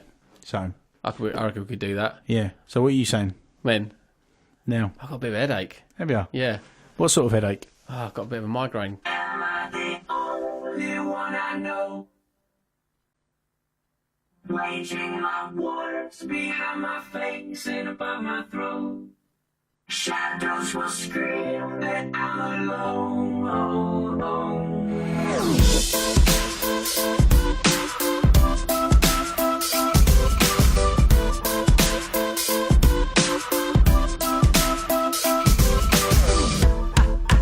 I've got a migraine, and my pain will range from up, down, and sideways. Thank God it's Friday, cause Fridays will always be better than Sundays, cause Sundays are my suicide days. I don't know why they always seem so dismal. Thunderstorms, clouds, snow, and a slight drizzle. Whether it's the weather or the letters by my bed, sometimes death seems better than the migraine in my head. Let it be said what the headache represents. It's me defending in suspense. It's me suspended in a defenseless test, being tested by a ruthless examiner that's represented best by my depressing thoughts. I do not have writer's block. My ready to taste the clock. It will not let me sleep. I guess I'll sleep when I'm dead. And sometimes death seems better than the migraine in my head. Am I the only one I know? Waging my wars behind my face and above my throat. Shadows will scream that I'm alone, but I know we've made it this far, kid. Yeah, yeah, yeah.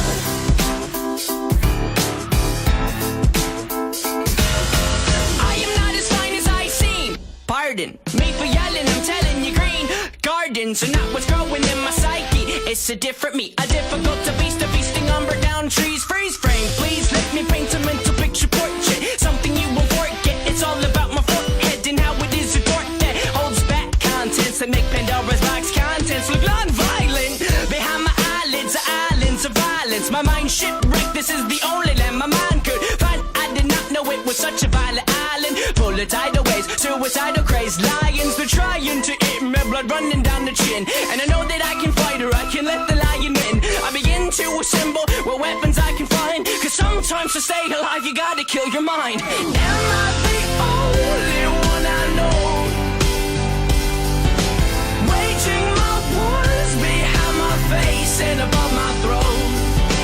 Shadows will scream that I'm alone, but I know we've made it this far, kid.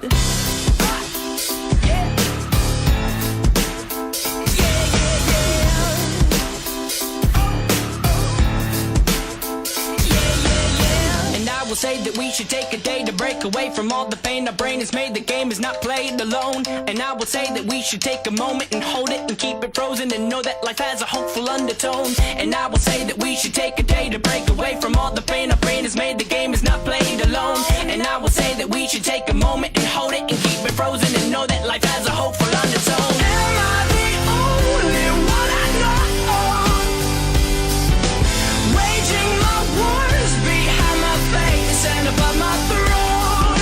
Shadows will scream that I'm alone, but I know we've made it this far, kid. We've made it this far. We've made it this. Yeah! That was a song. Did you take any tablets for your No, migraine? I'm all right now. Good. Feel better. Good. Caught me by surprise, that. Didn't Yeah. realise that was ending so quick. Well, never mind. It's life, isn't it? So, 27 minutes to go of this extra long show that started off so terribly. It's the worst. This is going to be the worst show we've ever done. Yeah, well, yeah, it feels like it. Liverpool won. Yeah. Spoiler alert. It was a bit... Apparently that was looked like an exciting game, that did. Sounds like it. Yeah. Well done, the Reds. Well done, the Reds. Hope they win. Who's they in the final with? Real Madrid? Maybe, probably. Pardon me. I've lost my mojo for football. I know. I hope the World Cup sorts it out, because... No, I'll get terrible, involved. isn't it? I'll enjoy it and I'll get involved in it. I certainly won't be expecting anything from England, but we'll watch it and enjoy it. But yeah, It's been a long time since I've enjoyed England. I've turned into one of those people that I really hated when you speak to them. They say, "Well, I used to like football, but I've gone off it. The money's too much in it now." And blah blah blah blah. I've turned into one of them. I still like Newcastle. Yeah, you lived up there, didn't you, for a bit? Yeah, 5 years. Yeah, great. What were they like when you lived there? It was the most amazing Newcastle time ever. It was when Keegan was the it was the manager. Man United and 5-1. Oh, it was exciting. We nearly won the league. It was great times. One of the best teams I've ever seen. Happy times. Tino Asprilla, what a man. Loved him. Yeah, what did they call him? Where was he from? Colombia. Was he Colombian? Yeah. He used to play for Parma as well, didn't he? Yeah. A mate of mine was a big fan of, was a bit of a sort of a second team of his. You know, he rides horses. Does he? Yeah. Oh, he's a jockey. I think he was adopted by millionaires. I think that was the story behind Tino Asprilla. What? Or Fastino. His mum's Madonna? Yeah. Or Angelina? Both. He's a lucky one. Yeah. Imagine that. Imagine that. I am. All right. Well, imagining Tino having them as his parents. How's that imagination going? Well, one's making him a sandwich, the other one's telling him he hasn't tidied his bedroom. You yawning? Well, I'm really tired. This 3-hour show takes it out of you. Yeah. Imagine being real radio presenters. I saw an interview with Paolo Di Canio on Facebook the other day, or yesterday. It might have actually been today. And he was being interviewed in Italy. He's speaking in Italian, and he's wearing his farewell Boleyn Ground West Ham sweatshirt. Still? Yeah. Oh, bless He's him. a legend. He's such a legend. I loved him. The best thing I ever seen was he caught that football. The ball was crossed over and he caught it when the goalie was injured. Oh, yeah, because he thought because the goalie was injured. That's what a right. nice man. Yeah, he was a good bloke. And there was also the time when Fabian Barthez tried to put him off, and he put his hand up, and he kind of stopped playing, and then I think Di Canio just put it around him, and just unlucky. Them are the days. Yeah. When we were young. When football was more interesting than it is now. Yeah, it's got a bit boring, I suppose. You know what killed it for me? Talk Sport. I like Talk Sport. No, Talk Sport killed football. It helped to kill football for me, because it would just every Monday morning would be talking about a referee's decision, and the whole day would just be spent just dissecting this one decision, and it just used to... come on, Mike Parry. Oh, well, yeah, obviously Mike Parry. If anyone's out there, just type in Mike Parry Cinnamon Challenge. One of the funniest things ever. Talk about comedy. He is fantastic. Oh, he's a lovely little sausage. And I can't work him out, because he's a genuine real bloke, but I don't know how much of it is tongue in cheek and how much of it is just that he's just mad. Yeah, a bit of both, I suppose. Probably. He's so funny. Everything that comes out of his mouth is funny. It is. I remember, like, the clips of the week would always be Mike Parry, and then I think they sacked him for a bit, didn't they? And the clips of the week were never as good. Well, He's he was back always now. he was always a bit volatile in terms of what he would come out with. And Do you know about the horse? What he said about the wing mirrors and horses for horse racing? That was good. It was good. Or the British boot. That was another good one. The British boot. What was that? All footballers should wear the British boot, one football boot that they should all wear, and the government should make them. Why British? I don't know. That's what he called it, the British boot. So it's fair for all the footballers. But what did it mean? I don't know. He's just mad, isn't he? Yeah, well, he was mad. Yeah, he was definitely mad. What? Yeah, I don't get it. I don't know what you're talking about. Well, don't worry. Google it. British Google boot. anything. Yeah, that's the beauty of it these days. You can literally do that. I'm really hungry. Yeah. Got any food? I haven't. No. Why not? No. We'll get a kebab on the way home. Where from? Kebab shop. Is there one here? Yeah, there's one in Newport Pagnell. Oh, we're in Newport Pagnell. Don't tell anyone. Yeah. We're now in London, actually. LA. This is LA. We're in LA. You might be. Is anyone out there listening? Yeah, text us in if you're still listening. I know Especially if you're not in England. Is there anyone in a foreign country I know that's listening to this? Is there a number they can text? Maybe. What is it? It is Say it slowly. 07790. Say it slowly. Do it again. Start again. 07790385385. Or go on the Muggey Bonehead Twitter page and Which send us a message at Muggey Bonehead, MUGGEY BONEHEAD. Can't be many Muggey Boneheads on there, so it'd be us. But just send us a message. I'd like to know where you are, and I want to know about what's happening in your part of the world. Rolls off the tongue, doesn't it? What, is there a map? Get that map up. What map up? On the computer. Where is that? It's on the computer. I don't know where it is. All right, you keep talking. Well, and you I'll look press for that button. It'd be nice to know what you're doing, because it's a big world out there, and this goes anywhere. So there might be someone listening. I can't find that map. Any I daren't humans touch out this there? computer. Are you human with ears that can hear this? If you are, we need to know what you're doing. Who are you? Send us something. I'll read it out. We had a nice message from Jason who says we're helping him study, which is nice. Oh, good. What are you studying, Jason? Because I know everything. He's doing. Ask me a question. What can I help you with? Jason, ask me a question about what you're studying, and I'll give you the best answer, and you'll pass your test. He's doing his dissertation, which I'm assuming probably if he's doing it at 20 to 12 at night, it means it's got to be in tomorrow. Yeah. Which he's doing what I do. So props to that. You don't go to school. No, but it's what I would have done if I wouldn't have it done 3 weeks early. That's I would. And if I did have it 3 weeks early, I wouldn't be up till 20 to midnight. I'd finish it tomorrow. Go on, Jason. Ask me a question. Yeah, go on. If it's 1,000 words, I'll say 1,000 words for you. You can just copy it. Just word for word. Yeah. You've got 20 minutes to speak the truth. Yeah. To hit him with the answers. Oh, I've got a text from Steve Swaffham who wants to know what's the best thing in science. And what is it? Microscopes. Is it? Yeah. In your opinion? No, it's facts. Just read it on the internet. Oh, did you? Yeah, top 10. Microscopes number 1, telescopes number 2, radiation number 3. Big Bang? No, that's not real. It's a theory. Idiot. Everything's a theory, Petri disc, Bunsen burners. You do know everything is a theory, don't you? No. The point of that's it is... a theory. Everything's a theory. The shoe isn't. Gravity is a theory. Yeah, I could throw a ball 100 times and it would land on the floor every single time. No, it wouldn't. Might hit and a shelf. If one time it doesn't do that. John McEnroe's not a theory. If one time it doesn't do that, then that theory's out the window.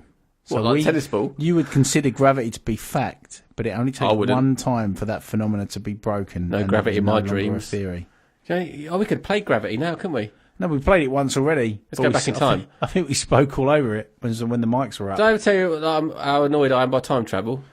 No, you haven't told me about that. But it's stupid. I'll tell you what I have got lined up, which is one of the ones that you picked earlier on. What's that?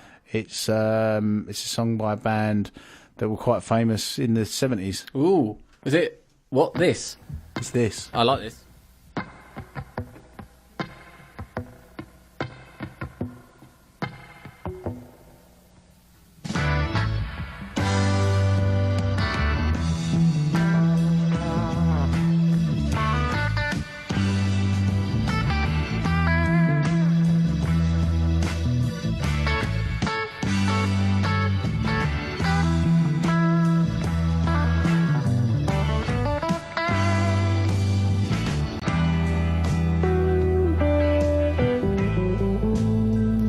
If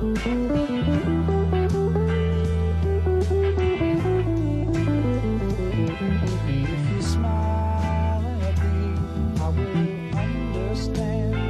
'Cause that is something everybody everywhere is in the same language.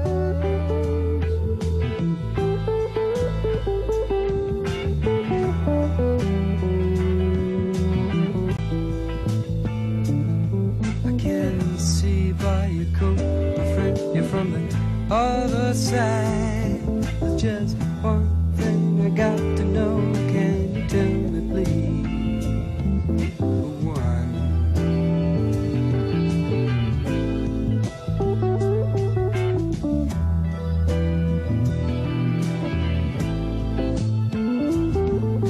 Say, can I have some of your purple berries? Yes, I've been eating them for 6 or 7 weeks now. Haven't got sick once. Thought Mickey was first alive.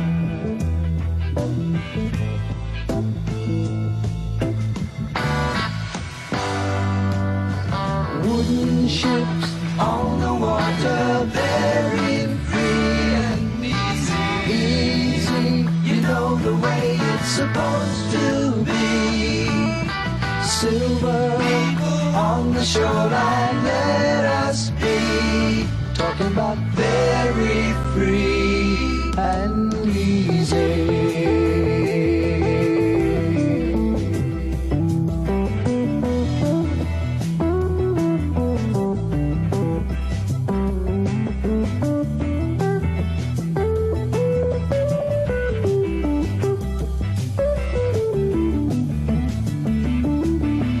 Horror grips us as we watch you die. All we can do is echo your anguished cries. Stare as all human feelings die. We are leaving. You don't need us.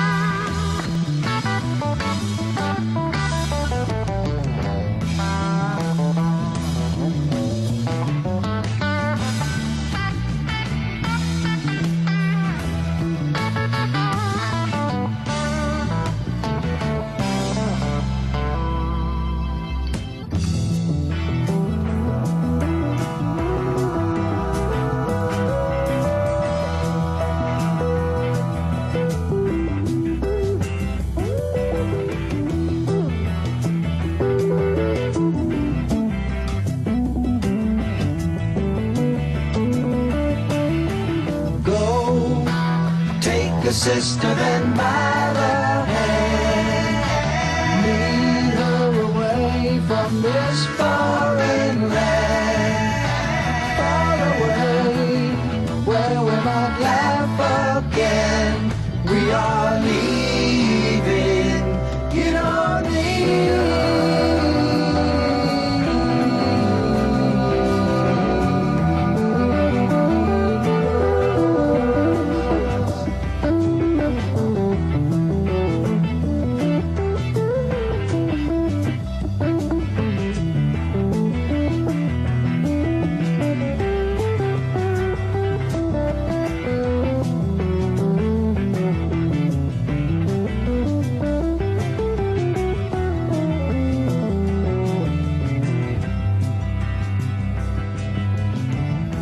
it's a fair wind, blowing warm out of the south on my shoulder.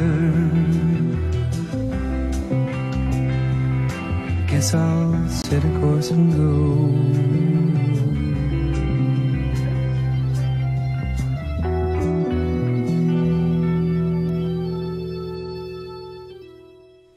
But he just turned to me and went, Roger Moore's dead. I went, Turns out. I went, yeah, he died ages ago. So, and that actually, the reason I nearly announced that on the radio was because it was a post by Scott Humphreys, and about an hour ago. So I saw it. I was like, Roger Moore's dead. Yeah. And then Dan said he died ages ago. So I checked it, and it turns out, died last May. More or less. Pretty much. 23rd of May last year, so... It was all right. Yeah. Not as good as the Avengers. Saw the Avengers the other day. It blew my mind. I got bored of that. I have to take my kids to see these films, and I got superhero fatigue.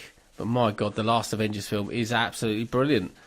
Spoiler alert: they all die. King Kong gets eaten by a monkey, tiny monkey. I think of all those films, I watched the first X-Men, and I actually not the quite Avengers. Yeah, but it's all that sort of old tosh in it. X-Men's rubbish. All that sort of. But I remember the first. Oh, no, Iron Man. I watched that. That was quite. They're really funny. They've got really funny comedies now. Yeah, that was all right. Laugh out loud. I was lolled. I lolled all the way to the bank. That was Crosby, Stills, Nash, and was it Young as well, or just Crosby, Stills, and Nash? I love that era. Yeah, that 70s summer. Late 60s, early 70s, yeah. Yeah, driving to Woodstock or driving somewhere with that music, and I just picture that whole scene. All that chaos, peace, and just, all that stuff, yeah. Slightly corrupt, let's not get caught by the cops, kind of, I don't know. Easy riding. Yeah, easy riding. I'll tell you what, I've got a book, and I've never quite finished it. It's called Easy Rider. Jane and Peter. And it's about Dennis Hopper, and that era. He only had one leg, didn't he? Apparently, that era of debauchery and film-based craziness. Yeah, but he was a film producer, wasn't he? He produced Head, Dennis Hopper, didn't he? Did he? The Monkeys film. Did he? Brilliant movie, that. He was great in True Romance. That monologue. Yeah. That famous scene with Christopher Walken. Yeah, he's done some good films. Dennis Hopper. Blue Velvet, creepy as hell in that. Not seen that. That's weird. So I'm not a film buff in the true sense of the word. No, you don't shine films. My one of my favourite all-time films has been completely ruined. What is it? It's got Kevin Spacey in it. What film's that? American Beauty. Yeah, but he's a creep in that anyway, so it doesn't matter. See, makes him more creepy. I like. I don't know. I feel. I'm gutted for him because I liked him, even though he creeped some people out. There was something about him that I always found him odd. Strange. Although, luckily, Baby Driver came out before the scandal, because that film's brilliant. Well, I was halfway through the big series. The House of Cards. House of Cards. And I was really enjoying it. And so now that's been removed from Netflix, I'm going to have to try and find it another way, because I'd still like to watch it. Are they going to carry on with it without him? I think it got crazy. I think he started to get stupid in the end. I don't know. I thought it was finished. I thought season 6 was the last one. I had never watched one. I was immensely disappointed. Well, no. It was a roller coaster of this is going to get good. Oh, I'm disappointed again at Breaking Bad. I like Breaking Bad. That's all right all the way through, isn't it? No, I thought it was one season too long. I thought season 4 it should have ended, and it went to season 5. Season 5 was like The Godfather 3. There's only one episode of that I didn't like, the one with the fly. Everyone says that. I'm rewatching Breaking Bad. Oh, yeah? Yeah, me and the boys are watching it. It's really good. I'm really gutted that I watched some YouTube videos on The Sopranos. Did it spoil it? About the ending. Because I've seen it. I've seen it twice. I watched it all the way through. You can't say twice. the ending because someone. Are you joking? How old is that? Yeah, well, I haven't seen it. You're not going to watch it. I might. Well, okay, so I'm not going to say anything about it, but I'm going to say that it was quite well renowned for being a disappointing ending. A lot of people said it was really disappointing, but it was kind of left open ended. Let's put it that way. I think Breaking Bad ended all right. That wrapped it up for me. I was quite pleased with that whole experience. I just thought it was going to end. See, as it got towards the end of season 4, and I can barely remember it now, but I just remember it getting to the end of season 4 and thinking, this is great. This is a good finale, and then no, it started again, and then it was just there's 5 of Breaking Bad. Yeah, and the fifth season just seemed like it was just they were just rolling it out for the sake of rolling it out. Maybe they were, but I watched some breakdowns, and they were showing all the little clues that you would probably appreciate that were in the final scene of Sopranos. And they were using those clues to kind of surmise their own. Oh, actually, what happened. So does it not end, or is it kind of just the arbitrary? credits roll at a point when you go, oh, what happened? And what it does is it breaks down the final scene and shows little clues that make you then realise that actually what happened. So is it a good ending? If once you broke the clues down. When I watched it the first time, you were disappointed, weren't you? No. That's the thing. I wasn't disappointed when I watched it at the end. I liked the fact that it left it open. I liked the fact that it was because it was such a. There was most of the episodes, even though it followed a narrative. Most of the episodes were relatively standalone, and you didn't have to be soaked up in it. You could just watch an episode without worrying about what you'd seen 2 episodes ago, even though it obviously played a part. Whereas things like Lost, you would have a cliffhanger ending, and then you wouldn't get any kind of resolution to that until 2 or 3 episodes later. And would you ever get a resolution in Lost? Not that I really For me, it looked like they would just kind of lead you along and then making it weird, but not ever resolving anything. Stupid. I think I watched maybe the first 4 or 5 episodes, but my mate was really into it, and he just used to say that. Another one was that was the first type like that, wasn't it? Lost, the first real big box set-y sort of. I don't know. Yeah. What was the one that was set in Baltimore? What, CSI? Is it? No, it was a cop. It was a cop one. I can't remember now off the top of my head. Was it the something? The nails, the chain, the don't know. The but cop show. If anyone's listening, they can Police text Academy. The Wire. The Wire. That's it. That I started watching it, but didn't really pick up with it. But one of my mates who absolutely loved it said you really have to sit and watch it. You really have to make sure that you really have to binge watch it. Watching it when it was being released every episode once a week was you watch the little recap at the beginning of each episode, but it was always there we go, The Wire. Jason's just texting as well. But you really had to kind of get into it and really enjoy it. I never quite got there with things like Dexter and 24 and what's the one where he's like a sleeper agent, possibly terrorist.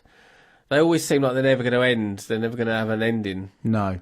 What I loved about Sopranos was that you had the both sides of his life. So he'd go from being this kind of mafioso gangster to then going home and being a dad and complaining that there's no pastrami left in the everybody's eating all the and he'd be shouting out, I'm out here busting my balls every day. I come home and there's no ham in the fridge. That feeling, yeah. And so that's what I really liked about that. He had his ham. He was horrible, but there was a loyalty and a tenderness to him as well within his. Seems to be a thing, doesn't it? Little world. Like how you can. I think Clockwork Orange explored that, the ability to turn someone horrible into a hero. Yeah. Are you playing a song? I'm gonna. We've got about 5 minutes. I've got to time this right. We want to sort of give ourselves a chance, but I'm sort of running out of ideas here because you. I want to go home. Quite gave me enough. We've got this one. We don't think we've played this one yet.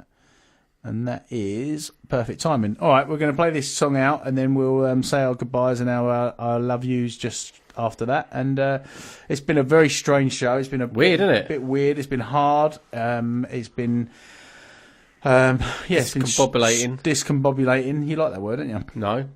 It's been a bit of a stressful time, but I think we kind of got there in the end, and hopefully you've enjoyed the show. So we'll play out this little track, which is one picked by Daniel, which is some remixes, and we'll say our goodbyes and our love yous after.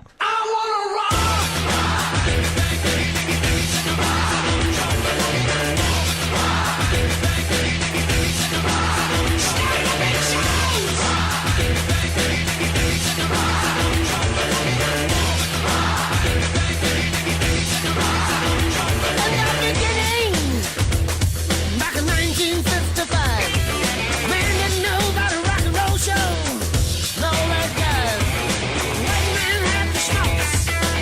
man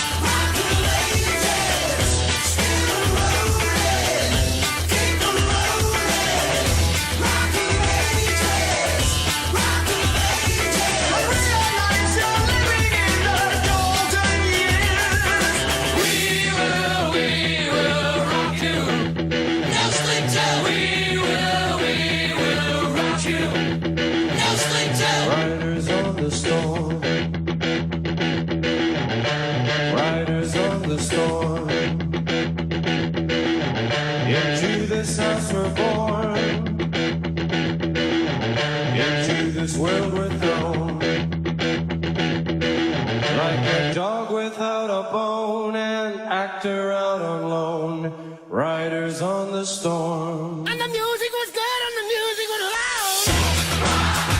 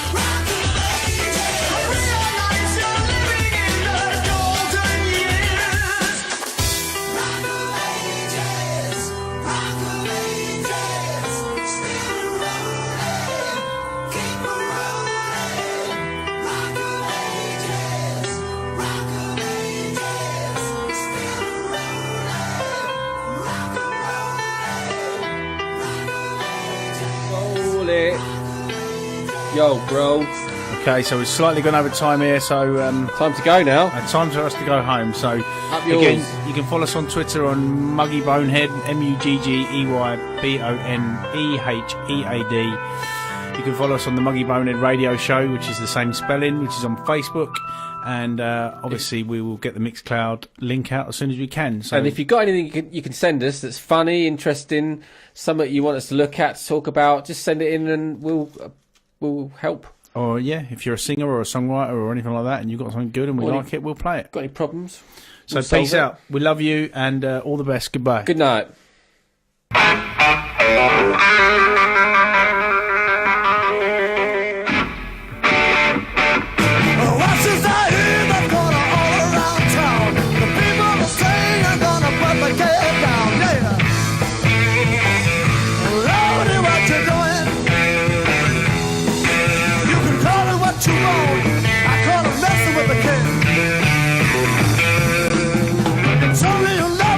You told me a lie, but I love you, woman, till the day I die. Love you, what you're doing. You can call it what you want. I call it messing with the kid.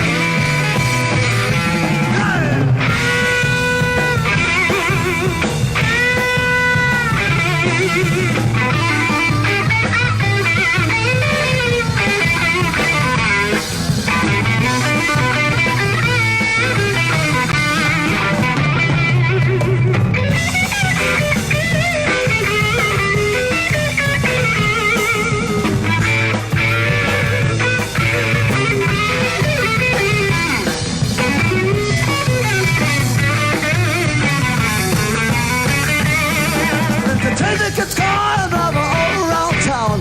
Tell everybody you're gonna put me down. Lordy, what you doing? Call it what you want. I call it messing with the kid. Tell me, come on.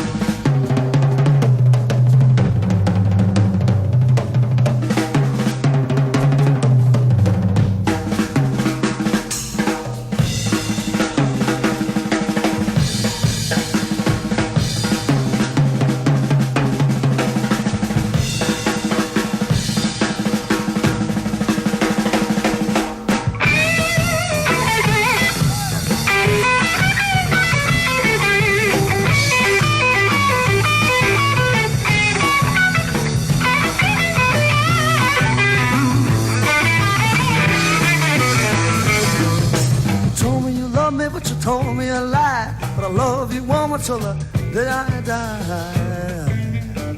Lordy, what you doing? You can call it what you want. I call it messing with the kid. Messing with the kid. Messing with the kid. Messing with the kid. Messing with the kid. Call it what you want. I call it messing with the kid.